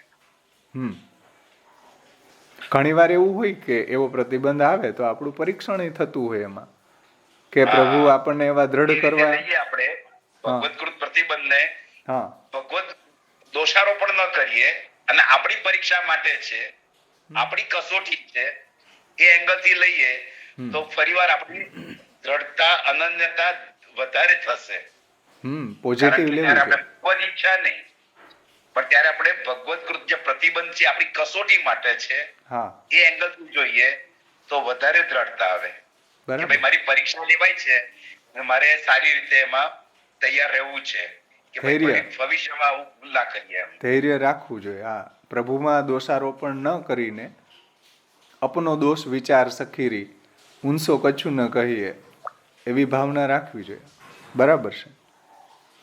આમાં પછી સંતદાસજી નો પ્રસંગ લઈ શકાય ને, કે જે મહાપ્રભુજીએ કીધું તમારું બધું ધન જતું રહેશે, અને એમને વિવેક ધૈર્ય રાખીને જીવન યાપન કર્યું. હા, આપણે એવું સમજી શકીએ, પણ એ એના હિત માટે જ હતું ને. હા, પણ હિત માટે હતું, પણ અભાવ ન આવ્યો પ્રભુ માટે, એટલે મહાપ્રભુજી માટે અભાવ પણ ના આવ્યો, પણ એનાથી ઉપર વિવેક અને ધૈર્ય અને આશ્રયને જીવી બતાવ્યું એમને એમ. બરાબર. પણ મહાપ્રભુજી એવું કહે છે, જુઓ આવે છે ભાવેશભાઈ, સંતદાસ ચોપડા પાસે બહુ દ્રવ્ય હતું, અને એમણે તો મહાપ્રભુ તો મને આટલું બધું દ્રવ્ય છે, દ્રવ્ય મારે નથી જોઈતું, એટલે મહાપ્રભુ થોડા દિવસમાં તારું દ્રવ્ય ઓછું થઈ જશે. કે ભગવતકૃત પ્રતિબંધ જે છે, મહાપ્રભુજી એટલા લીલાવાદી છે કે ભાઈ એને પણ તમે ભગવાનની લીલા સ્વીકારો. મહાપ્રભુજી ત્યાં એ વાત સમજાવે છે કે ભગવતકૃત ચેત પ્રતિબંધ તદા ભગવાન ફલમ ન દાસ્યતિ ઇતિ મંતવ્યમ તદા આસુરોયમ જીવિતિ નિર્ધાર તદા જ્ઞાન માર્ગેણ સ્થાતવ્યમ શોકાભાવા એતિ વિવેક. કે ત્યારે એમ સમજવું કે કંઈક આપણી ઇન્દ્રિયોમાં આસુરાવેશ છે. તદા જ્ઞાન માર્ગેણ સ્થાતવ્યમ, કે ભાઈ એવો ભગવત્કૃત પ્રતિબંધ આવે અને સેવા ન કરી શકીએ તો શું કરવું? તો મહાપ્રભુજીએ કહ્યું કે જ્ઞાન માર્ગેણ સ્થાતવ્યમ. જ્ઞાન માર્ગ એટલે પુષ્ટિ માર્ગી, જ્ઞાન માર્ગ એટલે કથા પક્ષમાં એને સ્થિત રહેવું અને વિવેક રાખવો, ધૈર્ય રાખવું. અને ભગવત્કૃત પ્રતિબંધ પણ જો શ્રી યમુનાજી કે મહાપ્રભુજી એવી કૃપા કરે તો દૂર થઈ શકે એવું નથી. કારણ કે મહાપ્રભુ ઠાકોરજીને મનાવી લે એવા તો યમુનાજી છે ને, શ્રી મહાપ્રભુજી છે ને. એમ તો મહાપ્રભુજીને યમુનાજીની કૃપા થાય તો આપણો ભગવત્કૃત પ્રતિબંધ દૂર થઈ શકે એવું નથી. ગિરીશભાઈએ જે કહ્યું કે આપણે પરીક્ષાર્થે જો પ્રતિબંધ પ્રભુએ કર્યો હોય તો આ કૃપા કરે તો થઈ જાય ને આપણે ત્યાં સુધી સેવા પક્ષમાં વધારે રહેવાનું. એટલે એ પણ એક ભગવાનની લીલા છે. મહાપ્રભુજી ત્યાં એમ કહે છે કે ભાઈ લીલા માનતા જ્યારે શીખશો ને આપણે, ત્યારે આપણને ઉદ્વેગ નહીં થાય, ખોટી ટેન્શન નહીં થાય એમ ઠોક, અને ભગવાન ઉપર દોષારોપ પણ નહીં આવે. ભગવાન ઉપર દોષારોપ પણ આવશે તો પછી બધી જ આપણી ભક્તિ જ ખંડિત થઈ જશે એમ. પણ આપણા એવા કંઈક દોષ હશે, કંઈક અઘ હશે એમ સમજવું જોઈએ. ખેર, હવે ભાવેશભાઈ આપણે પોઝિટિવ લઈ શકીએ ને કે આપણને વિપ્રયોગનું દાન કરવા, જેમ ગુસાઈજીને ઠાકોરજીએ વિપ્રયોગનું દાન કરવા માટે થઈને એમને પ્રતિબંધ કર્યો, તો એવું બી તો લઈ શકીએ કે મારા વગર રહી શકે છે કે નથી રહી શકતી. આપણે એવું ફીલ કરી શકીએ ભાઈ મને જે હું રોજ કરતી હતી આજે નથી થતું તો મને તકલીફ થાય છે, કે મને નથી ગમતું, કે મને રડવું આવે છે કે મારે ઠાકોરજી નથી, તો એ બી હોય. શ્યોર હોઈ શકે. અને વિપ્રયોગનું દાન કરવા એવું થયું હોય નિયતિના રૂપમાં. ભક્ત ક્યારે એવી અભિલાષા ન રાખે કે મને વિપ્રયોગ આવી રીતના થાય એમ. પરંતુ નિયતિના રૂપમાં જો ભગવાન આપે વિપ્રયોગ તો એને પણ સ્વીકારી લેવો જોઈએ. કેમ કે નિયતિ અને અભિલાષા, ગોપીજનો ક્યારે એવી અભિલાષા નથી કરી કે ભગવાન પધારી જાય અમને વિપ્રયોગ થાય. ગોપીજનોએ તો સંયોગ જ નો એમાં અનુચિત લાગેલું છે એમ. પણ પ્રભુ નિયતિના રૂપમાં એને વિયોગ આપતા હોય તો શું કરવું? એટલે નિયતિ અને અભિલાષા. એટલે ઠાકોરજીને છોડીને વિપ્રયોગ કરવાની જરૂર નથી. અમારે અહીંયા એવા મર્યાદી લોકો મહાપ્રભુજીના ઉત્સવ ઉપર અહીંયા શોભાયાત્રામાં આવે. મેં કીધું આટલો બધો મહાન ઉત્સવ ને તમે તમારા ઠાકોરજીની સેવામાં પહોંચતા હોય તો શું તમને? તો એણે એવો જવાબ આપ્યો કે અમે અહીંયા આવીએ ઠાકોરજીની સેવા છોડીને તો વિપ્રયોગ થાય ને. આ પાખંડ છે. ઠાકોરજીની સેવા છોડીને કોઈ વિપ્રયોગ કરે ભાઈ તો આ નિયતિ નથી, આ તો અભિલાષા થઈ ગઈ એની. આ પાખંડ કહેવાય. આ તો તમે કોઈ પત્ની એના પતિને એમ કે તમે થોડાક ભાઈ વરસથી વયા જાવ ને તો અમે તમારો વિપ્રયોગ કરીએ. આવું કોઈ પત્ની પતિને કહેતી હોય તો એ શું એના પ્રત્યે પ્રેમ છે? એટલે નિયતિના રૂપમાં મળતો હોય તો આપણે એને પ્રભુનો પ્રસાદ માનીને એને આપણે સ્વીકારી લઈએ. પણ અભિલાષા તો ભક્તની ન હોવી જોઈએ એવી કે ઠાકોરજીની સેવા છોડીને વિપ્રયોગ કરે. ઘણા લોકો કરે છે વિપ્રયોગવાદીઓ, પણ આ મહાપ્રભુજીને અભિપ્રેત પ્રકાર નથી એમ. એટલે મહાપ્રભુજી પણ તમે જુઓ કે વેણુ ગીત પુનઃ યુગલ ગીત કી રસ બરખા બરખાઈ એમ. ભ્રમર ગીતનો ઉલ્લેખ નથી આવતો કારણ કે એમાં જે વિપ્રયોગ જે છે ને એ સંયોગના સાયકલમાં આવતો વિપ્રયોગ નથી એમ. યુગલ ગીતમાં જે વિપ્રયોગ છે, વેણુ ગીતમાં જે છે વિયોગ સંયોગ, એ સાયક્લિકલ છે એમ. એટલે કહેવાનું તાત્પર્ય છે કે વિપ્રયોગની અભિલાષા ન હોવી જોઈએ. નિયતિના રૂપમાં મળતો હોય તો આપણે પ્રભુને સ્વીકારી લે એમ. ખેર, પ્રભુ મારું અંતર શુદ્ધ કરો, પ્રભુ મારી નિર્મલ બુદ્ધિ કરો. નિયતિ એટલે હે નિયતિનો ગુજરાતીમાં અર્થ શું થાય એમ બરાબર સમજ ના પડી. એટલે શું કીધું ખબર પડી પણ નિયતિનો અર્થ શું થાય એમ. નિયતિના રૂપમાં આપણને એ નિયતિ એટલે કે કોઈ વસ્તુ અંગ્રેજીમાં અને ગુજરાતીમાં ભાગ્ય તમારું નસીબ. કોઈ વસ્તુ ડેસ્ટિની એક્ઝેક્ટ. જો અંગ્રેજીમાં ડેસ્ટિની શબ્દ છે ને ડેસ્ટિની કહેવાય. બરાબર. હા, અને ગુજરાતીમાં આપણે નિયતિ એટલે ફિક્સેશન, જે આપણને મળતું હોય, આપણે અભિલાષા ન કરી હોય પણ આપણે આપણી નિયતિ જ એવી હોય કે આપણને ભગવાનની જ ઈચ્છા એવી હોય કે આને આ વસ્તુ મારે આપવી છે. એ નિયતિ, આપણી અભિલાષા નથી.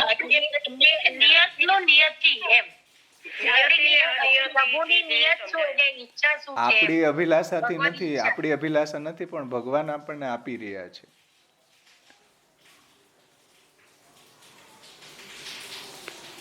સમજાણું ને? એટલે વિપ્રયોગ છે એ નિયતિના રૂપમાં ભગવાન આપતા હોય તો એનો કોઈ ઉપાય જ નથી ભાઈ.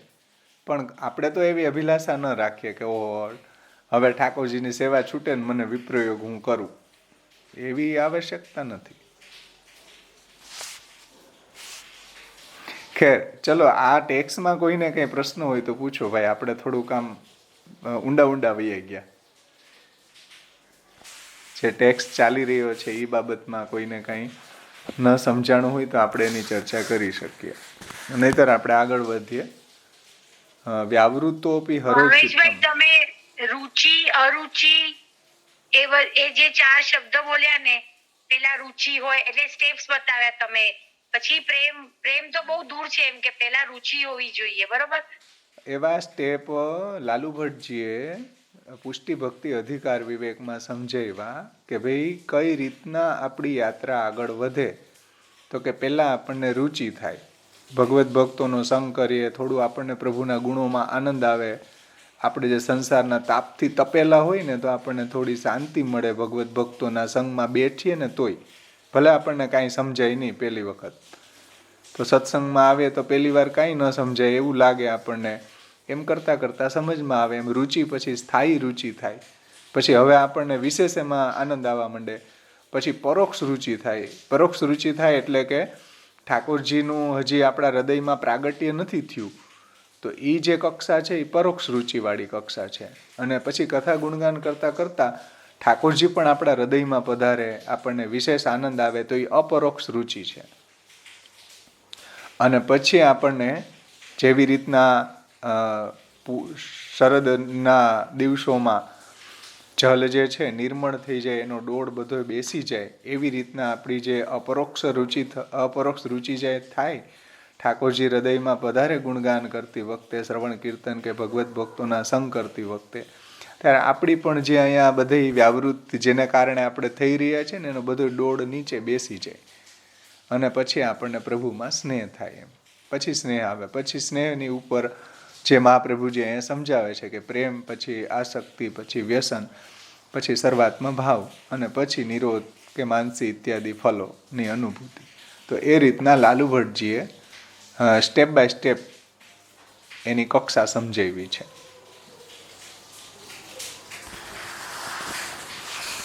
તો એ વાત અહીંથી સમજાવે છે હવે શ્રી મહાપ્રભુજી કે વ્યાવૃતોપી હરોચિત્તમ શ્રવણાદો ન્યસેત સદા.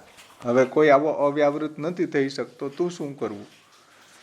તો કે વ્યાવૃત હોવા છતાં પણ ચિત્તને હરિમાં રાખી અને પ્રભુના શ્રવણ કીર્તન અને સ્મરણ કરવા જોઈએ. એની યાત્રા હવે અહીંથી શરૂ થાય.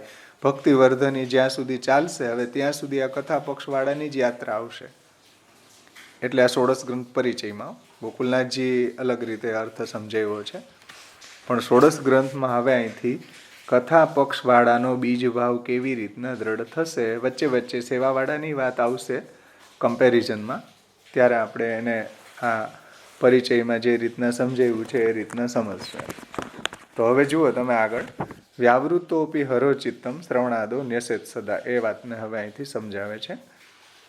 એટલા માટે જ શ્રી મહાપ્રભુજી કહે છે કે જેવો વ્યાવૃત છે તેમણે સ્વરૂપ ભજનને બદલે નામ ભજનમાં પ્રવૃત્ત થવું જોઈએ.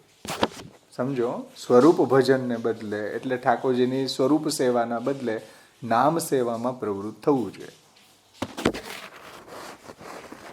સમજમાં આવે છે ને? સ્વરૂપ ભજનને બદલે નામ ભજનમાં પ્રવૃત્ત થવું જોઈએ.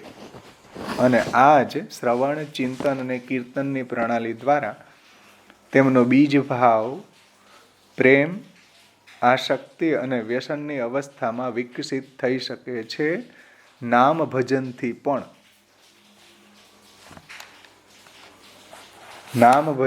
પણ આપણને બીજ ભાવ એની એ અંકુરિત થશે, પલ્લવિત, પુષ્પિત, ફલિત એટલે પ્રેમ, આસક્તિ અને વ્યસન અવસ્થામાં કથા ગુણગાનની પ્રણાલીથી પણ આપણો બીજ ભાવ દ્રઢ થઈ શકે છે. આ બધી અવસ્થાઓ, પ્રેમ, આસક્તિ, વ્યસનની અવસ્થાઓ વિકસિત થઈ શકે આપણા જીવનમાં. એ પ્રક્રિયા શ્રી આચાર્ય ચરણોએ અહીંયા સમજાવી રહ્યા છે. તો બીજ ભાવ દ્રઢ થયો છે એમ ત્યારે જ જાણવું. જો બીજમ તદુચ્યતે શાસ્ત્રે દ્રઢમ્યન્નાપી નશ્યતિ, કે બીજભાવ દ્રઢ ક્યારે થયો કહેવાય કે જ્યારે એનો કોઈ નાશ ન હવે, એને કોઈ ડર નથી. બીજમ તદુચ્યતે શાસ્ત્રે દ્રઢમ્યન્નાપી નશ્યતિ,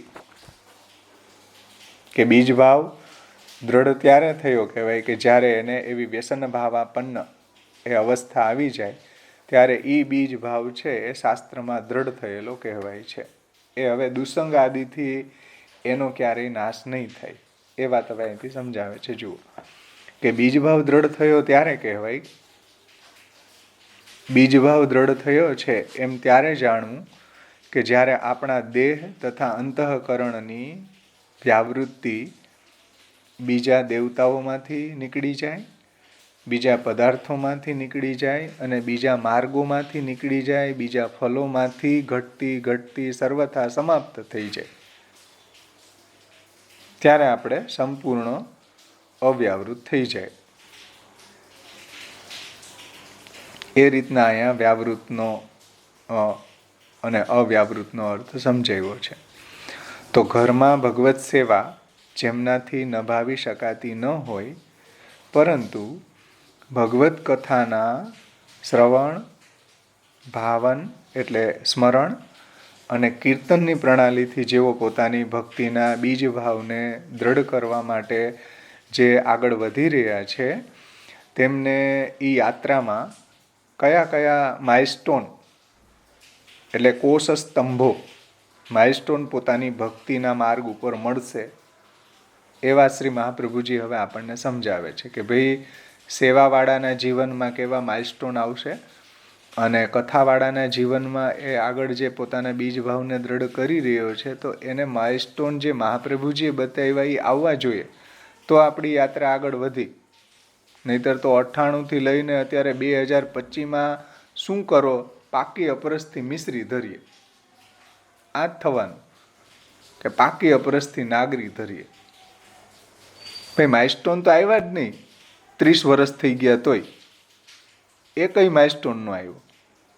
તો એ માઇલસ્ટોન આપણા જીવનમાં આવવા જોઈએ. એ મહાપ્રભુજી આપણને અહીંયા સમજાવવા માગે કે આપણે પુષ્ટિ પ્રભુની દિશામાં આગળ વધી રહ્યા છીએ કે નહીં, આવા માઇલસ્ટોન આપણા જીવનમાં આવે છે કે નહીં, આવી ઇફેક્ટ આપણા જીવનમાં આવે છે કે નહીં, એ શ્રી મહાપ્રભુજી આપણને સમજાવે છે. હવે તો કથા પ્રણાલીથી આપણે આગળ વધી રહ્યા છીએ પ્રભુની દિશામાં, તો બીજભાવ આપણો દ્રઢ થશે એની પહેલાં આપણને કેવા કેવા માઇલસ્ટોન આવશે કે જેથી કરીને આપણને ફિલિંગ આવે કે આપણે સાચી દિશામાં છીએ.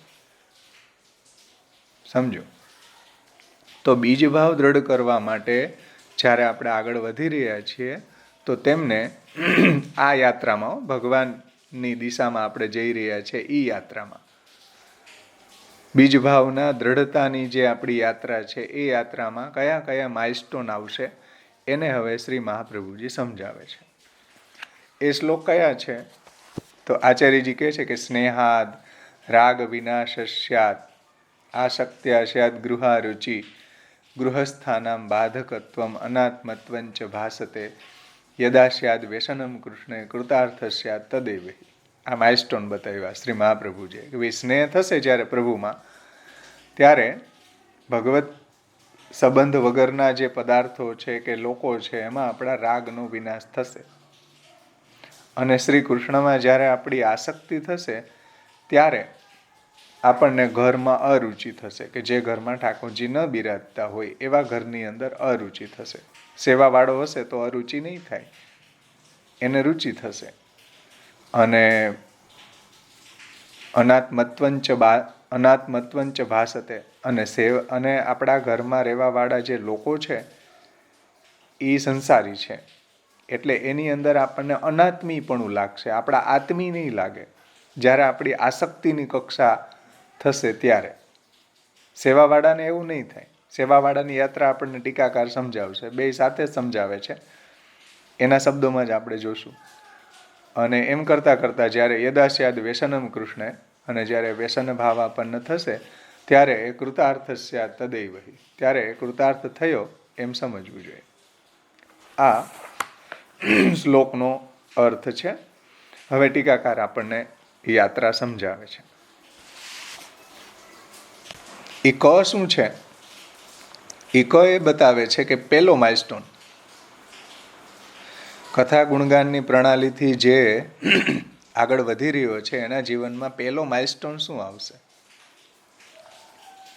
જેમ જુનાગઢથી રાજકોટ જતા હોય તો પેલો માઇલસ્ટોન આવે કે ભાઈ ગોંડલ 5 કિલોમીટર દૂર આવે ને.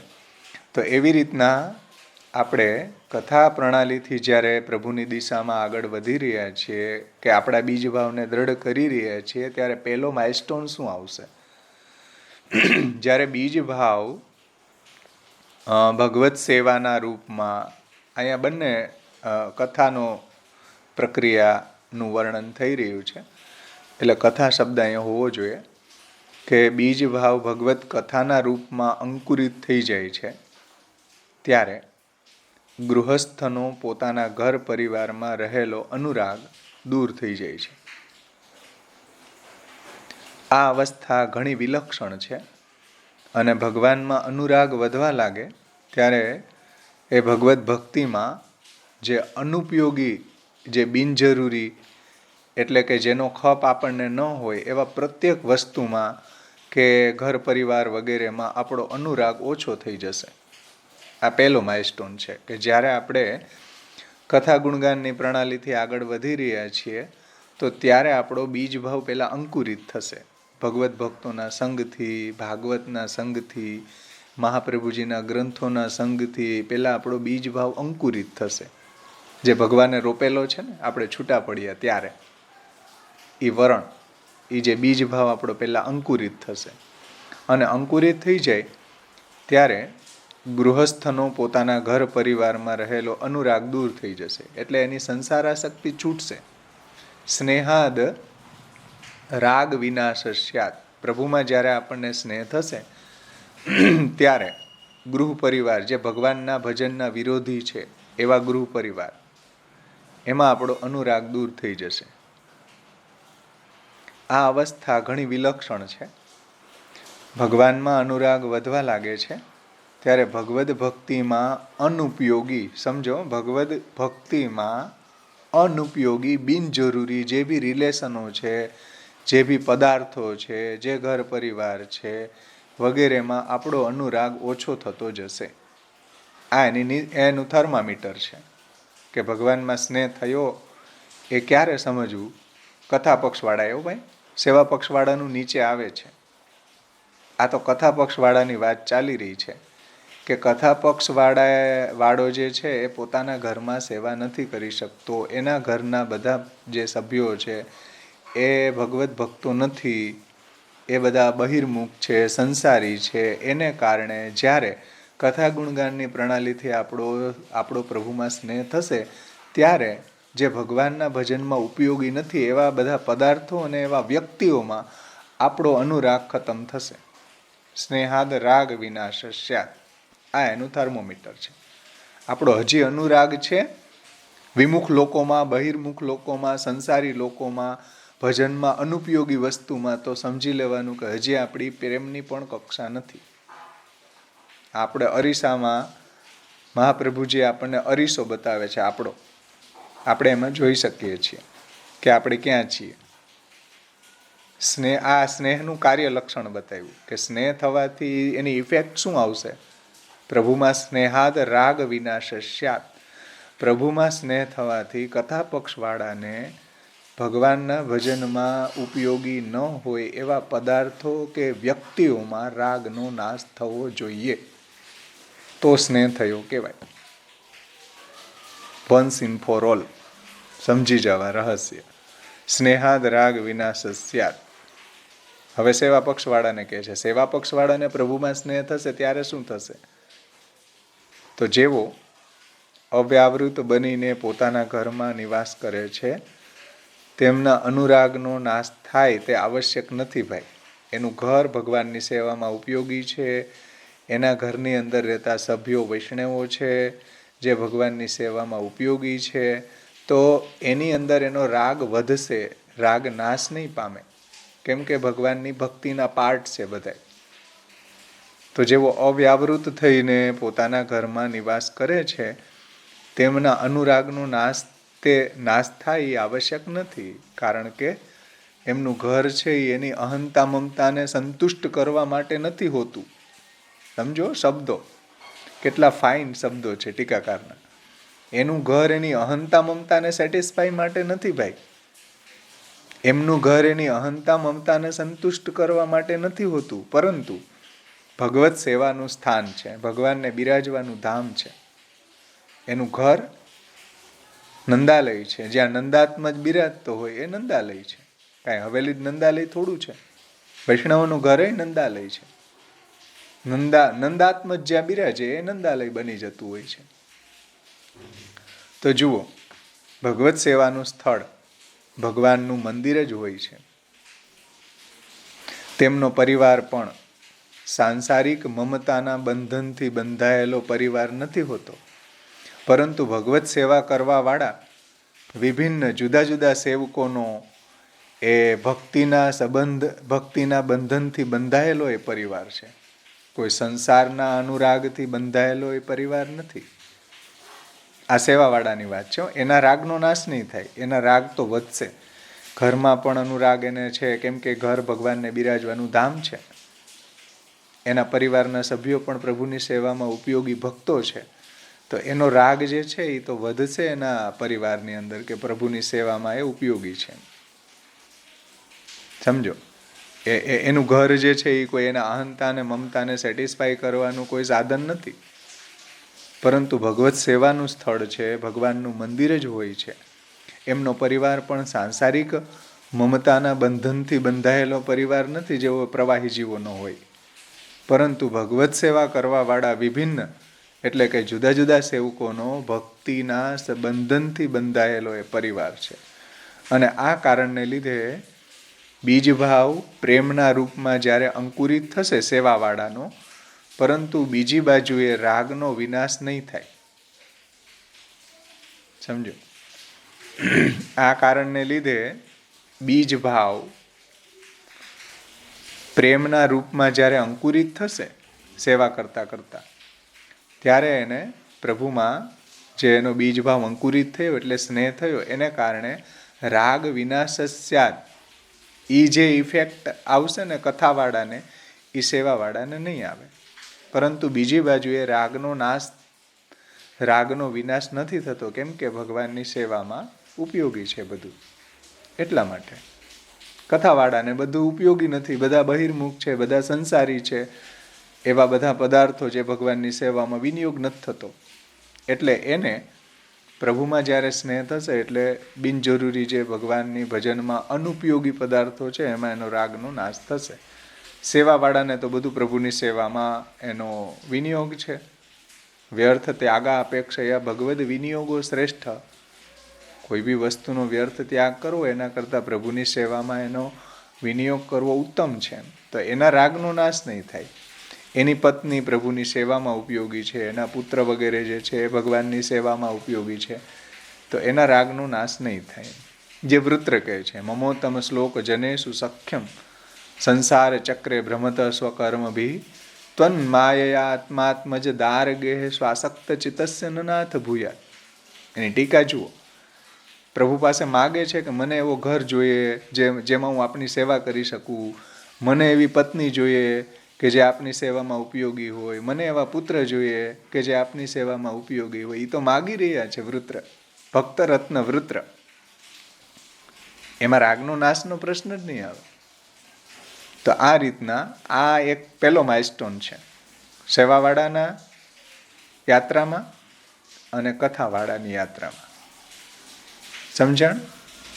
કોઈને કંઈ પ્રશ્ન હોય તો આપણે એની ચર્ચા કરી શકીએ. આપણો અરીસો છે. જય શ્રી કૃષ્ણ. જય શ્રી કૃષ્ણ. અચ્છા, એટલે સેવા કરવા વાળા વધારે ઉત્તમ કથા વાળા કરતા, એનો મતલબ એવો થાય છે? શું? સેવા કરવા વાળા વધારે ઉત્તમ કથા શ્રવણ કરવા કરતા? મહાપ્રભુજી તો એવું કહે છે, સેવા છે એ મુખ્ય કલ્પ છે, કથા ગુણગાન છે એ અનુકલ્પ છે, મુખ્ય કલ્પ નથી. ઓકે, સમજાય ને?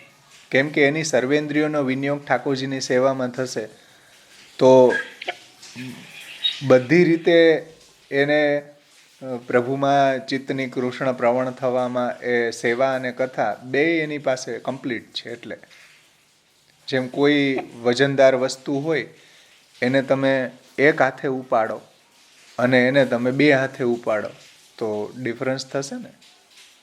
બે હાથે જ્યારે ઉપાડશો તો સરળતાથી ઉપડી જશે, એક હાથે ઉપાડશો તો વજન લાગશે, હાથ રહી જશે.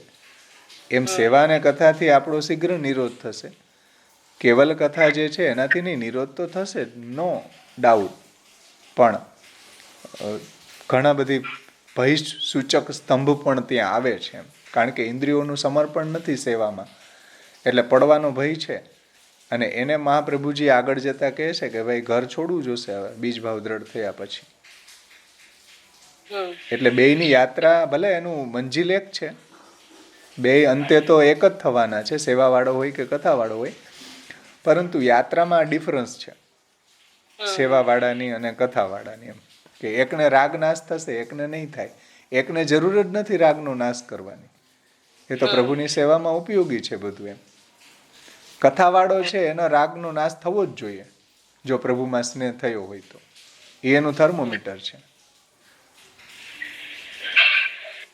તો સેવાયામ વા કથાયામ વા એવું કેમ કહેવામાં આવે છે કે સેવા કરો કે કથા કરો? કે આપણે તો બંને સેવામાં તો બંને આપણે કરવું જ જોઈએ, સેવાએ કરવી જોઈએ અને કથાએ કરવી જોઈએ. તો એમ કેમ કે છે કે સેવાયામ વા કથાયામ વા યશાશક્તિ દ્રઢા ભવે? હા, તો ત્યાં ટીકાકારોએ એ જ રીતના સમજાવ્યું છે કે સેવા કથા એક કલ્પ છે અને સેવા કથા જેના જીવનમાં ન નભી શકતી હોય એના માટે અથવા કથા છે. અચ્છા, ઓકે. સેવા કથા ફર્સ્ટ કલ્પ, ન નભી શકતું હોય તો અથવા કથા, એ અનુકલ્પ છે, મુખ્ય કલ્પ નથી. એ આગળ આવશે ત્યારે આપણે લેશું. સમજાયું. પછી જે અવ્યાવૃત છે, વ્યાવૃત જે છે એ જેમ પ્રભુમાં સ્નેહાત રાગ વિનાશ સાતત્ય સંગ્રહ થાય, પછી એ કથાની જોડે સેવાના સ્ટાર્ટ કરશે. કથાની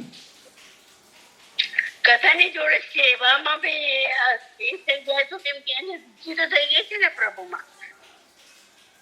હા, તો જો આગળ જતા એ ભગવાનની સેવામાં પરાયણ થઈ ગયો તો સોનામાં સુગંધ થઈ ગઈ. પાછું સેવા પક્ષવાળાને જે રીતે એને અનુરાગના નાશની આવશ્યકતા નથી, એ રીતના પછી જો ઘરની અંદર સેવા કરવા લાગી ગયો તો ઘરમાં પછી રાગના નાશની ક્યાં આવશ્યકતા રહી કથાવાળાને.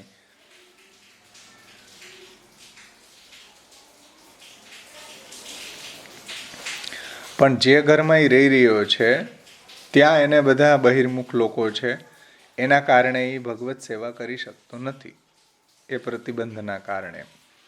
એટલે એમાંથી રાગનો નાશ થશે. એમ તો સેવાવાળાને રાગનો નાશ થવો જોઈએ કે જે સાંસારિક લોકો છે, જે ભગવાનથી વિમુખ છે, એમાં એના રાગનો નાશ થવો જ જોઈએ, સેવાવાળાનો થવો જોઈએ.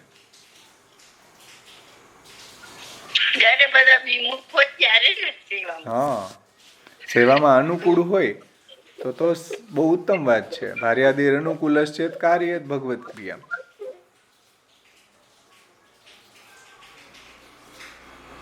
સમજમાં આવ્યું ને બધાને? સ્નેહાદ રાગ વિનાશસ્યાત સેવાવાળાને અને કથાવાળાને કઈ રીતના આપણે એને ટીકાકાર આપણને સમજાવ્યું. આ પહેલો માઇલસ્ટોન આ રીતના સ્નેહાદ રાગ વિનાશસ્યાદનો આવે છે. કથાવાળાને પછી આગળ જતા શ્રી મહાપ્રભુજીએ એવો પણ એક અનુકલ્પ બતાવ્યો છે કે ભાઈ પરિચર્યા કરો. જે ભગવાનના ભક્તો છે એ સત્સંગ કરતા હોય ત્યાં જઈને તમે એનો સત્સંગ કરો, અને એ જો છૂટ આપે તો ભગવત ભક્તોની પરિચર્યા કરો. જેમ રાણા વ્યાસની પરિચર્યા ક્ષત્રાણી કરતા હતા ને, એવી રીતના.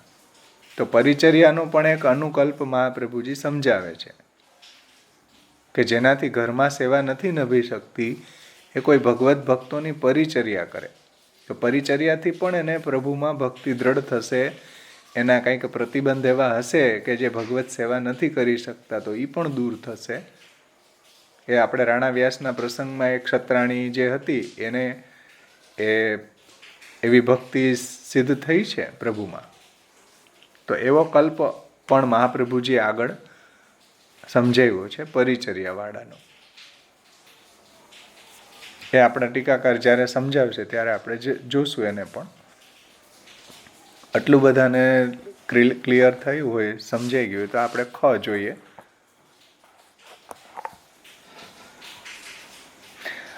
સ્નેહાદ રાગ વિનાશ સ્યાદ. પછીનું માઇલસ્ટોન આવે છે આસક્ત્યા સ્યાદ ગૃહા રુચિ અને ગૃહસ્થાનમ બાધકત્વ અનાત્મત્વંચ ભાષતે. એટલે જ્યારે કથા ગુણગાનની પ્રણાલીથી જ્યારે એને પ્રભુમાં આસક્તિ થશે ત્યારે બીજો માઇલસ્ટોન શું આવશે? તો કે ગૃહસ્થાનમ બાધકત્વમ. ગૃહસ્થીઓ એને બધા અનાત્મી લાગશે, બાધક લાગશે. અને ગૃહસ્થાનમ બાધકત્વમ અને અનાત્મત્વંચ ભાષતે, બધા અનાત્મી લાગશે. આ બીજો માઇલસ્ટોન કથાવાળાની યાત્રામાં આવશે. એને ટીકાકાર સમજાવે છે. ખ.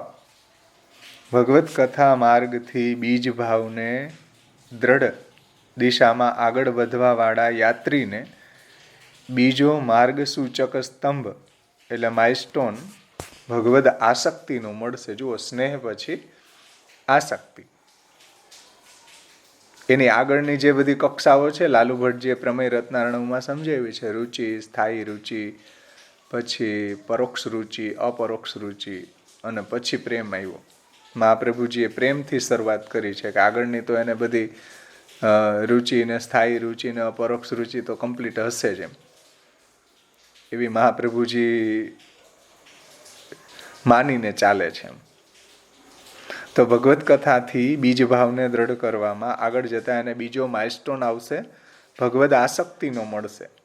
અને ભગવદ આસક્તિ સિદ્ધ થતાની સાથે જ પોતાના ઘર પરિવારમાં જે એનો અનુરાગ જે છે એ પોતાના ઘર પરિવારમાં જે અનુરાગ ખંડિત થયો હતો એ અનુરાગ હવે ઘર પરિવારમાં અરુચિનું રૂપ ધારણ કરવા લાગશે. જુઓ, પેલા અનુરાગ દૂર થશે અને પછી એની ઉપરનો સ્ટેપ છે અરુચિ. ધ્યાનથી સમજો. જે અનુરાગ ખંડિત થયો હતો સ્ટાર્ટિંગમાં સ્નેહ થવાના કારણે પ્રભુમાં, એ અનુરાગ હવે ઘર પરિવારમાં અરુચિનું રૂપ ધારણ કરવા લાગશે. અને ભગવદ આસક્ત ભક્તને હવે એવી ખાતરી થવા લાગશે કે મારા ઘર અને પરિવાર કેવળ મારી ભક્તિમાં અનુપયોગી જ નથી, પરંતુ બધા મારી કૃષ્ણાસક્તિમાં, સમજો, કૃષ્ણાસક્તિમાં કોઈક અને કોઈ રીતે એ બાધા પહોંચાડવા વાળા છે, નડતર રૂપ થવા લાગ્યા. હવે જુઓ, આસક્તિની કક્ષામાં હવે એને બધું નડતર રૂપ લાગે. પેલા તો રાગનો નાશ થયો હતો, હવે એની ઉપરનો સ્ટેપ આવ્યો, બધા નડતર રૂપ લાગવા માંડી ગયા. મારી કૃષ્ણાસક્તિની અંદર આ બધા ભાગ પડાવવા વાળા, કૃષ્ણાસક્તિમાં કોઈક ને કોઈક બાધક થવા વાળા તત્વો છે. આ બધા આવી ફિલિંગ થવા માંડશે આસક્તિની અવસ્થામાં.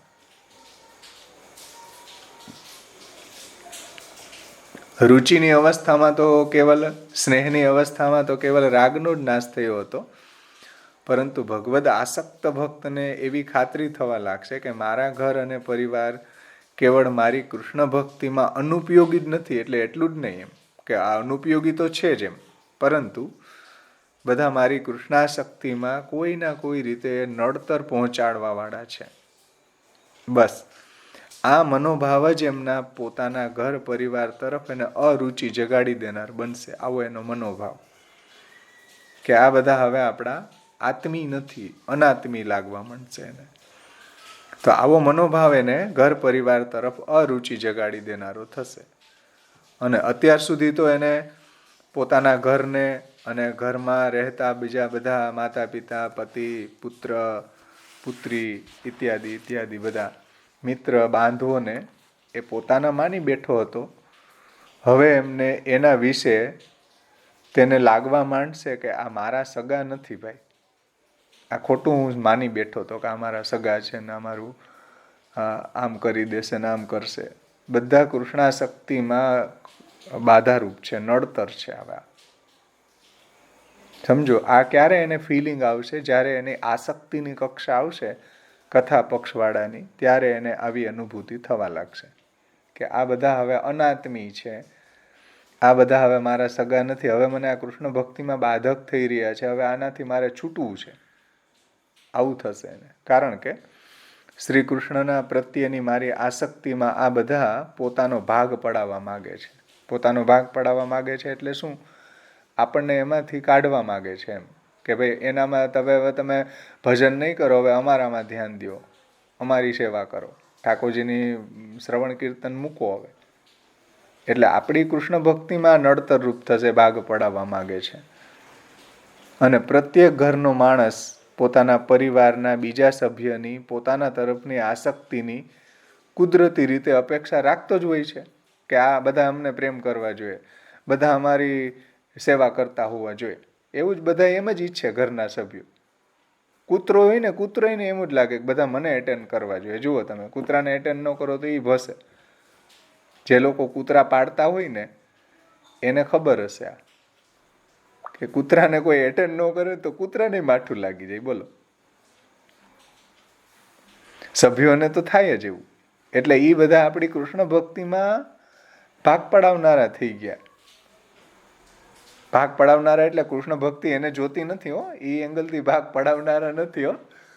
પણ અમારું ધ્યાન રાખો, અમારી સેવા કરો, તમારી સેવા, તમે જે શ્રવણ કીર્તન કરો, સત્સંગ કરો, એ બધું બંધ કરો. આવી પ્રોબ્લેમ થશે કથાવાળાને હો ભાઈ. અને આપણે જોઈએ છીએ, થાય છે આવું. તો મારી આસક્તિમાં આ બધા પોતાનો ભાગ પડાવવા માંગે છે. પ્રત્યેક ઘરનો માણસ પોતાના પરિવારના બીજા સભ્યોની પોતાના તરફની આસક્તિની કુદરતી રીતે અપેક્ષા રાખે જ છે. અને આ જ જે માંગણી છે આ લોકોની, એ આપણી ભગવદ આસક્ત ભક્તને અરુચિકર લાગવા માંડે છે. હવે આપણે આમાં રહી શકીએ એમ નથી. જેમ દિનકરદાસ શેઠ છે, નરહરદાસ ગોડિયા છે, એને તો નરહરદાસ ગોડિયાને પિતાએ એમ કીધું કે ભાઈ તારો જગદીશ કંઈ થોડું ભોજન આપે છે. કેટલી એને એમાં અણગમો પ્રગટ થઈ ગયો, છોડીને નીકળી જ ગયા. દિનકરદાસે એવી જ રીતના નીકળી ગયા ને. જુઓ, ઘરના સભ્યો એને બાધકરૂપ લાગવા માંડી ગયા, હવે નીકળી ગયા. એ કક્ષા આગળ આવશે હજી બીજભાવ દ્રઢ થવાની. હા, સુરદાસજી છે, આ બધાના જીવનની અંદર એવું બન્યું જ છે ને. ઘરના બધા એ લોકો જે છે જુઓ એના પ્રત્યે કેવી વૃત્તિથી જોવે, તિરસ્કારની વૃત્તિથી જોતા હતા. એટલે એ બધા આપણને કૃષ્ણ ભક્તિમાં બાધકરૂપ છે, જે પ્રવાહી છે, સાવ સંસારી લોકો છે. એટલે એની સાથે બને એટલા આપણા વ્યવહાર ઓછા થાય, એ જ આપણા જીવનની અંદર ભગવદ્ ભજનમાં આપણે આગળ વધવામાં આપણો માર્ગ ખુલ્લો થાય છે ભાઈ. જેટલી આપણી સંસાર આસક્તિ છૂટે ને એટલો આપણો માર્ગ વધારે સરળ થયો. એ બધા કાંટાઓ છે. એટલે હરિરાયજી શિક્ષાપત્રમાં વારંવાર કે ભાઈ સંસારીઓથી દૂર રહ્યો, દૂર રહ્યો. કેટલું રડે છે કે આ બધા તમને ભગવદ્ ભજનમાં દુસ્સંગ છે, સંસાર છે, આવા વિમુખ લોકો છે, એનો સંગ ભગવદ્ ભજનમાં ખૂબ બાધક છે. એટલે આપણે ડગલે ને પગલે સાવધાન રહેવું જરૂરી છે. ભાવેશભાઈ, મારો એક પ્રશ્ન છે આમાં. હા બોલો કાજલ. આપે જે કહો છો કે આપણને જયારે આસક્તિ પ્રભુમાં થાય ત્યારે આપણને મતલબ આપણા લોકોથી આપણને પેલું શું થાય, અણગમો થશે, અરુચિ થશે, અણગમો ઉત્પન્ન થાય. તો એનો મતલબ એવો કે તમે પરિવારમાં સાથે રહેતા હોય અને પછી કોઈક તમને મતલબ સેવામાં નડતર હોય તો તમે એને નફરત કરો, અને એ ઘરમાં તમારાથી ઉપર વડીલ હોય તો તમે વડીલનું પણ ન કરો, એવું બધું બી ચાલે? એવું અહીંયા કહેવા નથી માંગતા. ફિઝિકલી કોઈ નથી એવી વાત, અંદરથી આપણને અણગમો થશે. ફિઝિકલી તો હજી છોડવાની વાત નથી, એ તો આગળ આવશે. એટલે હા, તો એટલે એવું ખરું કે તમે પરિવારના લોકોને સાવ નફરત કરો કે એવું? નહીં, એવી વાત મહાપ્રભુજી કહેવા નથી માંગતા. આપણા એના દૈહિક રિલેશનો તો આપણા દૈહિક રિલેશનો છે એ તો આપણે નભાવી જ રહ્યા છે ને, જ્યાં સુધી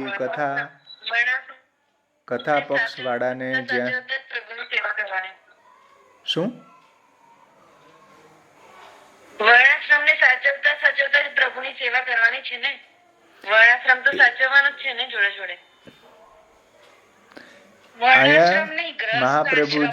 મહાપ્રભુજી અહીંયા એવું કહે છે કે જે કથા ગુણગાનની પ્રણાલીથી જેને પ્રભુમાં આસક્તિ થશે ત્યારે એને ઘરમાં પહેલા એને અરુચિ જે થઈ હતી, ઘરના સભ્યોમાં જે વિમુખ છે, જે સંસારી છે, જે અભક્તો છે, હવે એને આસક્તિની અવસ્થામાં હવે એને અણગમો થવા માંડશે.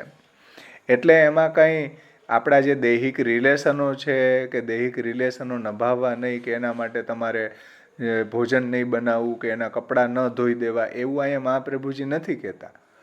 પણ તમારા હૃદયમાં આ રહસ્ય સમજમાં આવી જશે કે હવે આ આત્મી નથી એમ. બીજા ફિઝિકલી જે વ્યવહારો છે જેમ થતા હશે એમ જ થશે ભાઈ, એની વાત અહીંયા નથી કરતા. આત્મીય ધર્મમાં બાટક છે એવું લાગે. હા, આપણા આત્મી ધર્મોમાં આ આપણને ક્યાંક ને ક્યાંક વિક્ષેપ કરે છે. આ આસક્તિની કક્ષામાં આવું લાગશે ને, વ્યસન થશે ને ત્યારે બાધક લાગશે, ત્યારે તો આપણે એને છોડી જ દેવા પડશે. અને નથી છોડી અનાસક્ત રહી સંસારિક ધર્મ નિભાવવાનું એમ. હા, અનાસક્ત રહીને રહેવાનું.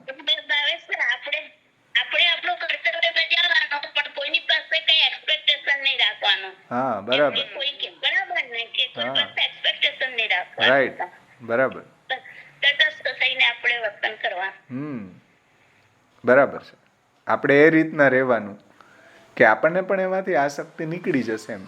આ તો આસક્તિ કાઢવાની વસ્તુ નથી, નીકળી જ જશે. જો આપણને પ્રભુમાં આસક્તિ થઈ હશે ને તો આસક્તિનું આ કાર્ય લક્ષણ છે, આસક્તિનું આ થર્મોમીટર છે કે તમારે નો કાઢવી હોય ને તોય નીકળશે. હવે જો કોઈ પણ આપણી જ ફિલિંગનો તમે વિચાર કરો કે આપણને જ્યારે ઠાકોરજીની સેવા કરતાં કરતાં સ્નેહ થાય તો આપણને લૌકિક લોકો આવે એ ગમતું બંધ થઈ ગયું કે નહીં, આપણો ટાઈમ બગાડે આવીને આપણે સેવા કરતા હોય કે આપણે સત્સંગ કરતા હોય તો આપણને અણગમો થાય કે નહીં? એમાં થવાનું જ છે. આ તો સ્વાભાવિક વાત છે, આ કરવાની જરૂર નથી, થશે. જો આપણને પ્રભુના કથા ગુણગાનમાં પ્રેમ હોય, પ્રભુની સેવામાં આપણને સ્નેહ હોય તો આ થશે જ આપણા હૃદયમાં, બધાને થશે. કોઈ લૌકિક મહેમાન, કોઈ વૈષ્ણવ આવે તો આપણને આનંદ આવશે. કેમ ભાઈ, એ તો કોઈ આપણો છોકરો થોડો છે કે આપણા સગા થોડા છે, પણ આપણા આત્મી છે. ભલે કોઈ દૈહિક રિલેશનો એની સાથે નથી તો પણ આત્મી રિલેશનો હોવાના કારણે આપણને વૈષ્ણવના સંગથી પ્રભુનું ગુણગાન થાય, પ્રભુની સેવામાં આપણને આનંદ આવે, એનો સત્સંગ કરીએ. પણ કોઈ લૌકિક લોકો આપણા સગાવાલા આવે તો આપણને ન મજા આવે, પણ આપણે છતાંય નભાવવા તો પડે ને ભાઈ, શું કરીએ, ગૃહસ્થ છીએ તો સાક્ષીવત થઈને નભાવીએ. આપણા કોઈ ફિઝિકલી જે બધા વ્યવહારો છે કે રિલેશનો છે એને મહાપ્રભુજીએ કહ્યું કે લૌકિકત્વમ વૈદિકત્વમ કાપટ્યા તે શું નાન્યથા વૈષ્ણવત્વમ ઈ સહજમ. એમાં ઇન્વોલ્વ થઈને તમે એમાં આસક્ત થઈને ન કરો, કપટપૂર્વક કરો, દેખાવ માત્રનું કરો. કાંઈ કોઈ મહેમાન આવે તો એને કંઈ પાછા તો મોકલી ન દઈએ આપણે. સાવ બહિર્મુખ હોય, વિમુખ હોય, એને આપણે આવ્યા છે તો આપણે એનું જે કંઈ બી ગૃહસ્થી તરીકે સન્માન થતું હોય એ રીતના આપણે કરવું જોઈએ. પણ આસક્તિ આપણી નહીં રહે. હા, એટલે આપણા જે કંઈ બી અહીંયા એવું તાત્પર્ય આપણને હા સમાન રુચિ હોય. જેમ લૌકિકમાં સમાન રુચિ હોય અને આપણને સહજ એના માટે ગમો ઉત્પન્ન થાય, એવું આ અલૌકિકમાં બી એવું જ હોય ને. હા, થઈ જશે એવું. જ્યારે આપણને ઠાકોરજીમાં આસક્તિની કક્ષા આવશે ત્યારે ઓટોમેટિકલી આ ફિલિંગ આવશે. અવરાવી ન પડે. પ્રભુમાં આસક્તિ થાય, આ તો એનું માઇલસ્ટોન બતાવે કે આવું આવું થશે ભાઈ. પ્રભુમાં જ્યારે આસક્તિ થશે ત્યારે આવું થશે. એવું નથી કહેતા કે આ અણગમો કરવો, એવું નથી કહેતા. એ થઈ જ જશે. ન કરવો હોય તો થઈ જશે. હા, બધા આપણા જીવનમાં જો એવું થતું હોય તો સમજી લેવાનું કે મહાપ્રભુજીએ બતાવેલી દિશામાં આપણે રાઈટ ડગલા ભરી રહ્યા છીએ, દ્રઢ ડગલા ભરી રહ્યા છીએ. આવા માઇલસ્ટોન આવતા હોય તો સમજી લેવાનું કે આપણે મહાપ્રભુજીએ જે બતાવેલી દિશામાં જ છે. પરફેક્ટ, રાઈટ ટ્રેક ઉપર ચાલી રહ્યા છીએ. રાઈટ ટ્રેક ઉપર છીએ.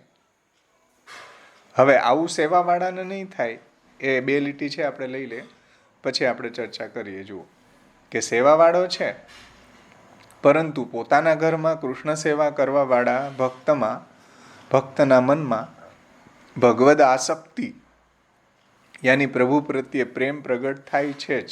પ્રભુ પ્રત્યે પ્રેમ પ્રગટ થાય છે જ, આસક્તિ પ્રગટ થાય છે જ. પણ ઘર પરિવારમાં અરુચિ પ્રગટ થવાનું કોઈ કારણ નથી હોતું. કેમ કે એનું ઘર પ્રભુની સેવામાં ઉપયોગી છે. એના ઘરના સભ્યો, એના ઘરના બધા પદાર્થો ઠાકોરજીની સેવામાં ડાયરેક્ટલી ઇનડાયરેક્ટલી ઉપયોગી છે. એટલે એને આસક્તિ હશે આ ગૃહ અરુચિ નહીં થાય. એની જ્યારે આસક્તિ થશે ત્યારે ગૃહમાં અરુચિ નહીં થાય, રુચિ જ રહેશે. સમજાણું ને? એટલે કથાવાળો જે છે ને એને અરુચિ થશે કે એને બધા સભ્યો અનાત્મી લાગશે. સેવાવાળાને તો આત્મી લાગશે, એને અરુચિનો કોઈ પ્રશ્ન જ નથી ભાઈ. પણ એને પણ એવા જે પ્રવાહી જીવો હશે કે જે સાંસારિક લોકો એના ઘર પરિવારમાં હશે, એમાં તો એને અરુચિ થશે જ. ભલે અરુચિ થશે, આપણા એના દૈહિક રિલેશનો નભાવશે, પણ અંદરથી એને એ આત્મી નહીં માને, એમાં એને અરુચિ અણગમો થશે, જેમ કથાવાળાને થાય છે. અને જે ભક્ત હશે એમાં અરુચિનો કોઈ પ્રશ્ન નથી. એમાં તો રુચિ વધારવાની વાત છે કે પ્રભુની સેવામાં, પ્રભુના સત્સંગમાં આપણને ઉપયોગી છે, એ તો જરૂરી છે. સમજાણું ને? બંનેની ઇફેક્ટ અલગ અલગ થશે, બેયના માઇલસ્ટોન અલગ આવશે. યાત્રાના રસ્તા બેયના અલગ છે પણ મંજિલ એક છે. કથાવાળો હોય કે સેવાવાળો હોય, ક્લાઇમેક્સ લાસ્ટમાં જતા સેવા અને કથાવાળાને જ્યાં ગંતવ્ય આવશે ત્યાં બંને એક થઈ જશે. ચાર્ટમાં તમે જોશો ને, આપણે આજે તો સમય નથી, આવતી વખતે જોશું એ ચાર્ટ, કે સેવાવાળો અને કથાવાળો લાસ્ટમાં એક બની જાય છે. પણ એની યાત્રા સેવાવાળાને સહાયક પરિબળો જે છે એમાં રુચિ જ રહેશે એમ. કારણ કે એ તો ભક્તો છે, ભગવાન બિરાજે છે ઘરમાં, તો અરુચિનો કોઈ પ્રશ્ન જ નથી એને.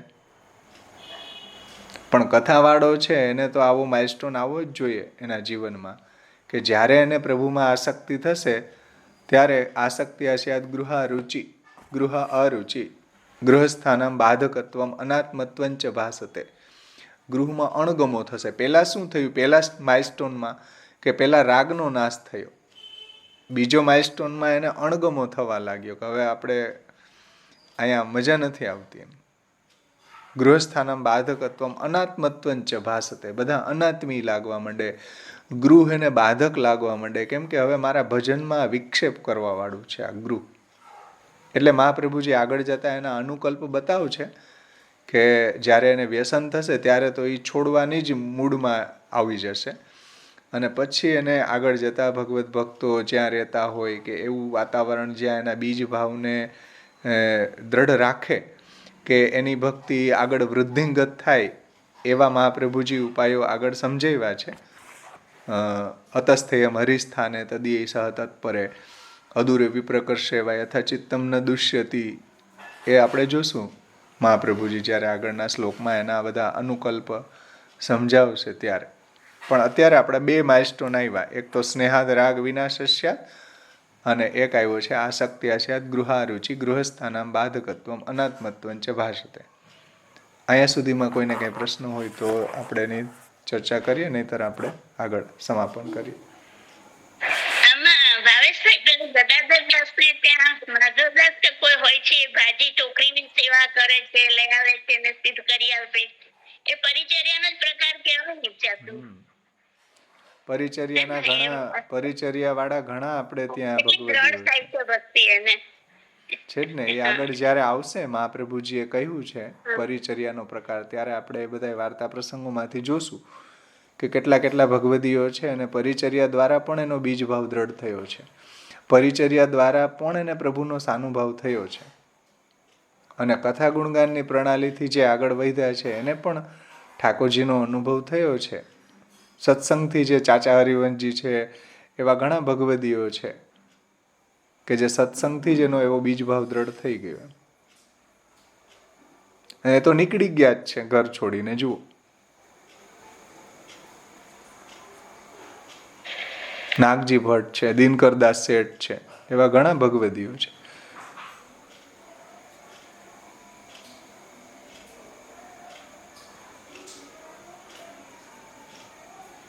દામોદરદાસ હરસાનીજીનો પ્રસંગ જુઓ. ગૃહસ્થાનામ બાધકત્વમ અનાત્મત્વમ ચ ભાસતે.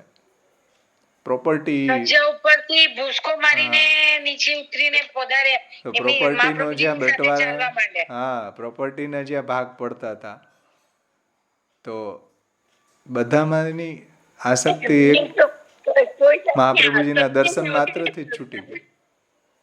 હા ભાવેશભાઈ, એમને તો કશાયમાં આસક્તિ નહોતી સંસારમાં કે નથી દ્રવ્યમાં. એ તો મહાપ્રભુજીને રાહ જોઈને જ બેઠા છે. હા, એટલે આવા માઇલસ્ટોન આપણા જીવનમાં આવવા જોઈએ તો આપણી યાત્રા સાચી દિશામાં છે, નહીંતર આપણે ક્યાંક ને ક્યાંક હજી અટવાયેલા છીએ એમ સમજવું જોઈએ. તો આશ્રયનું પદ બોલીને આપણે સમાપન કરીએ. થોડું તમે આગળ વાંચીને આવજો તો આપણે સારી રીતે એનું અધ્યયન કરી શકીએ, કારણ કે આગળનો જે પ્રસંગ આવશે આ કથા ગુણગાનની પ્રણાલીથી જે આગળ વધ્યા છે એને ગૃહ ત્યાગનો પ્રકાર આવશે. તો આશ્રયનું પદ બોલી આપણે સમાપન કરીએ. આવતે વખતે શાયદ આપણે ગોકુલનાથજીની ટીકામાંથી આ શ્લોકોનું અવગાહન કરશું.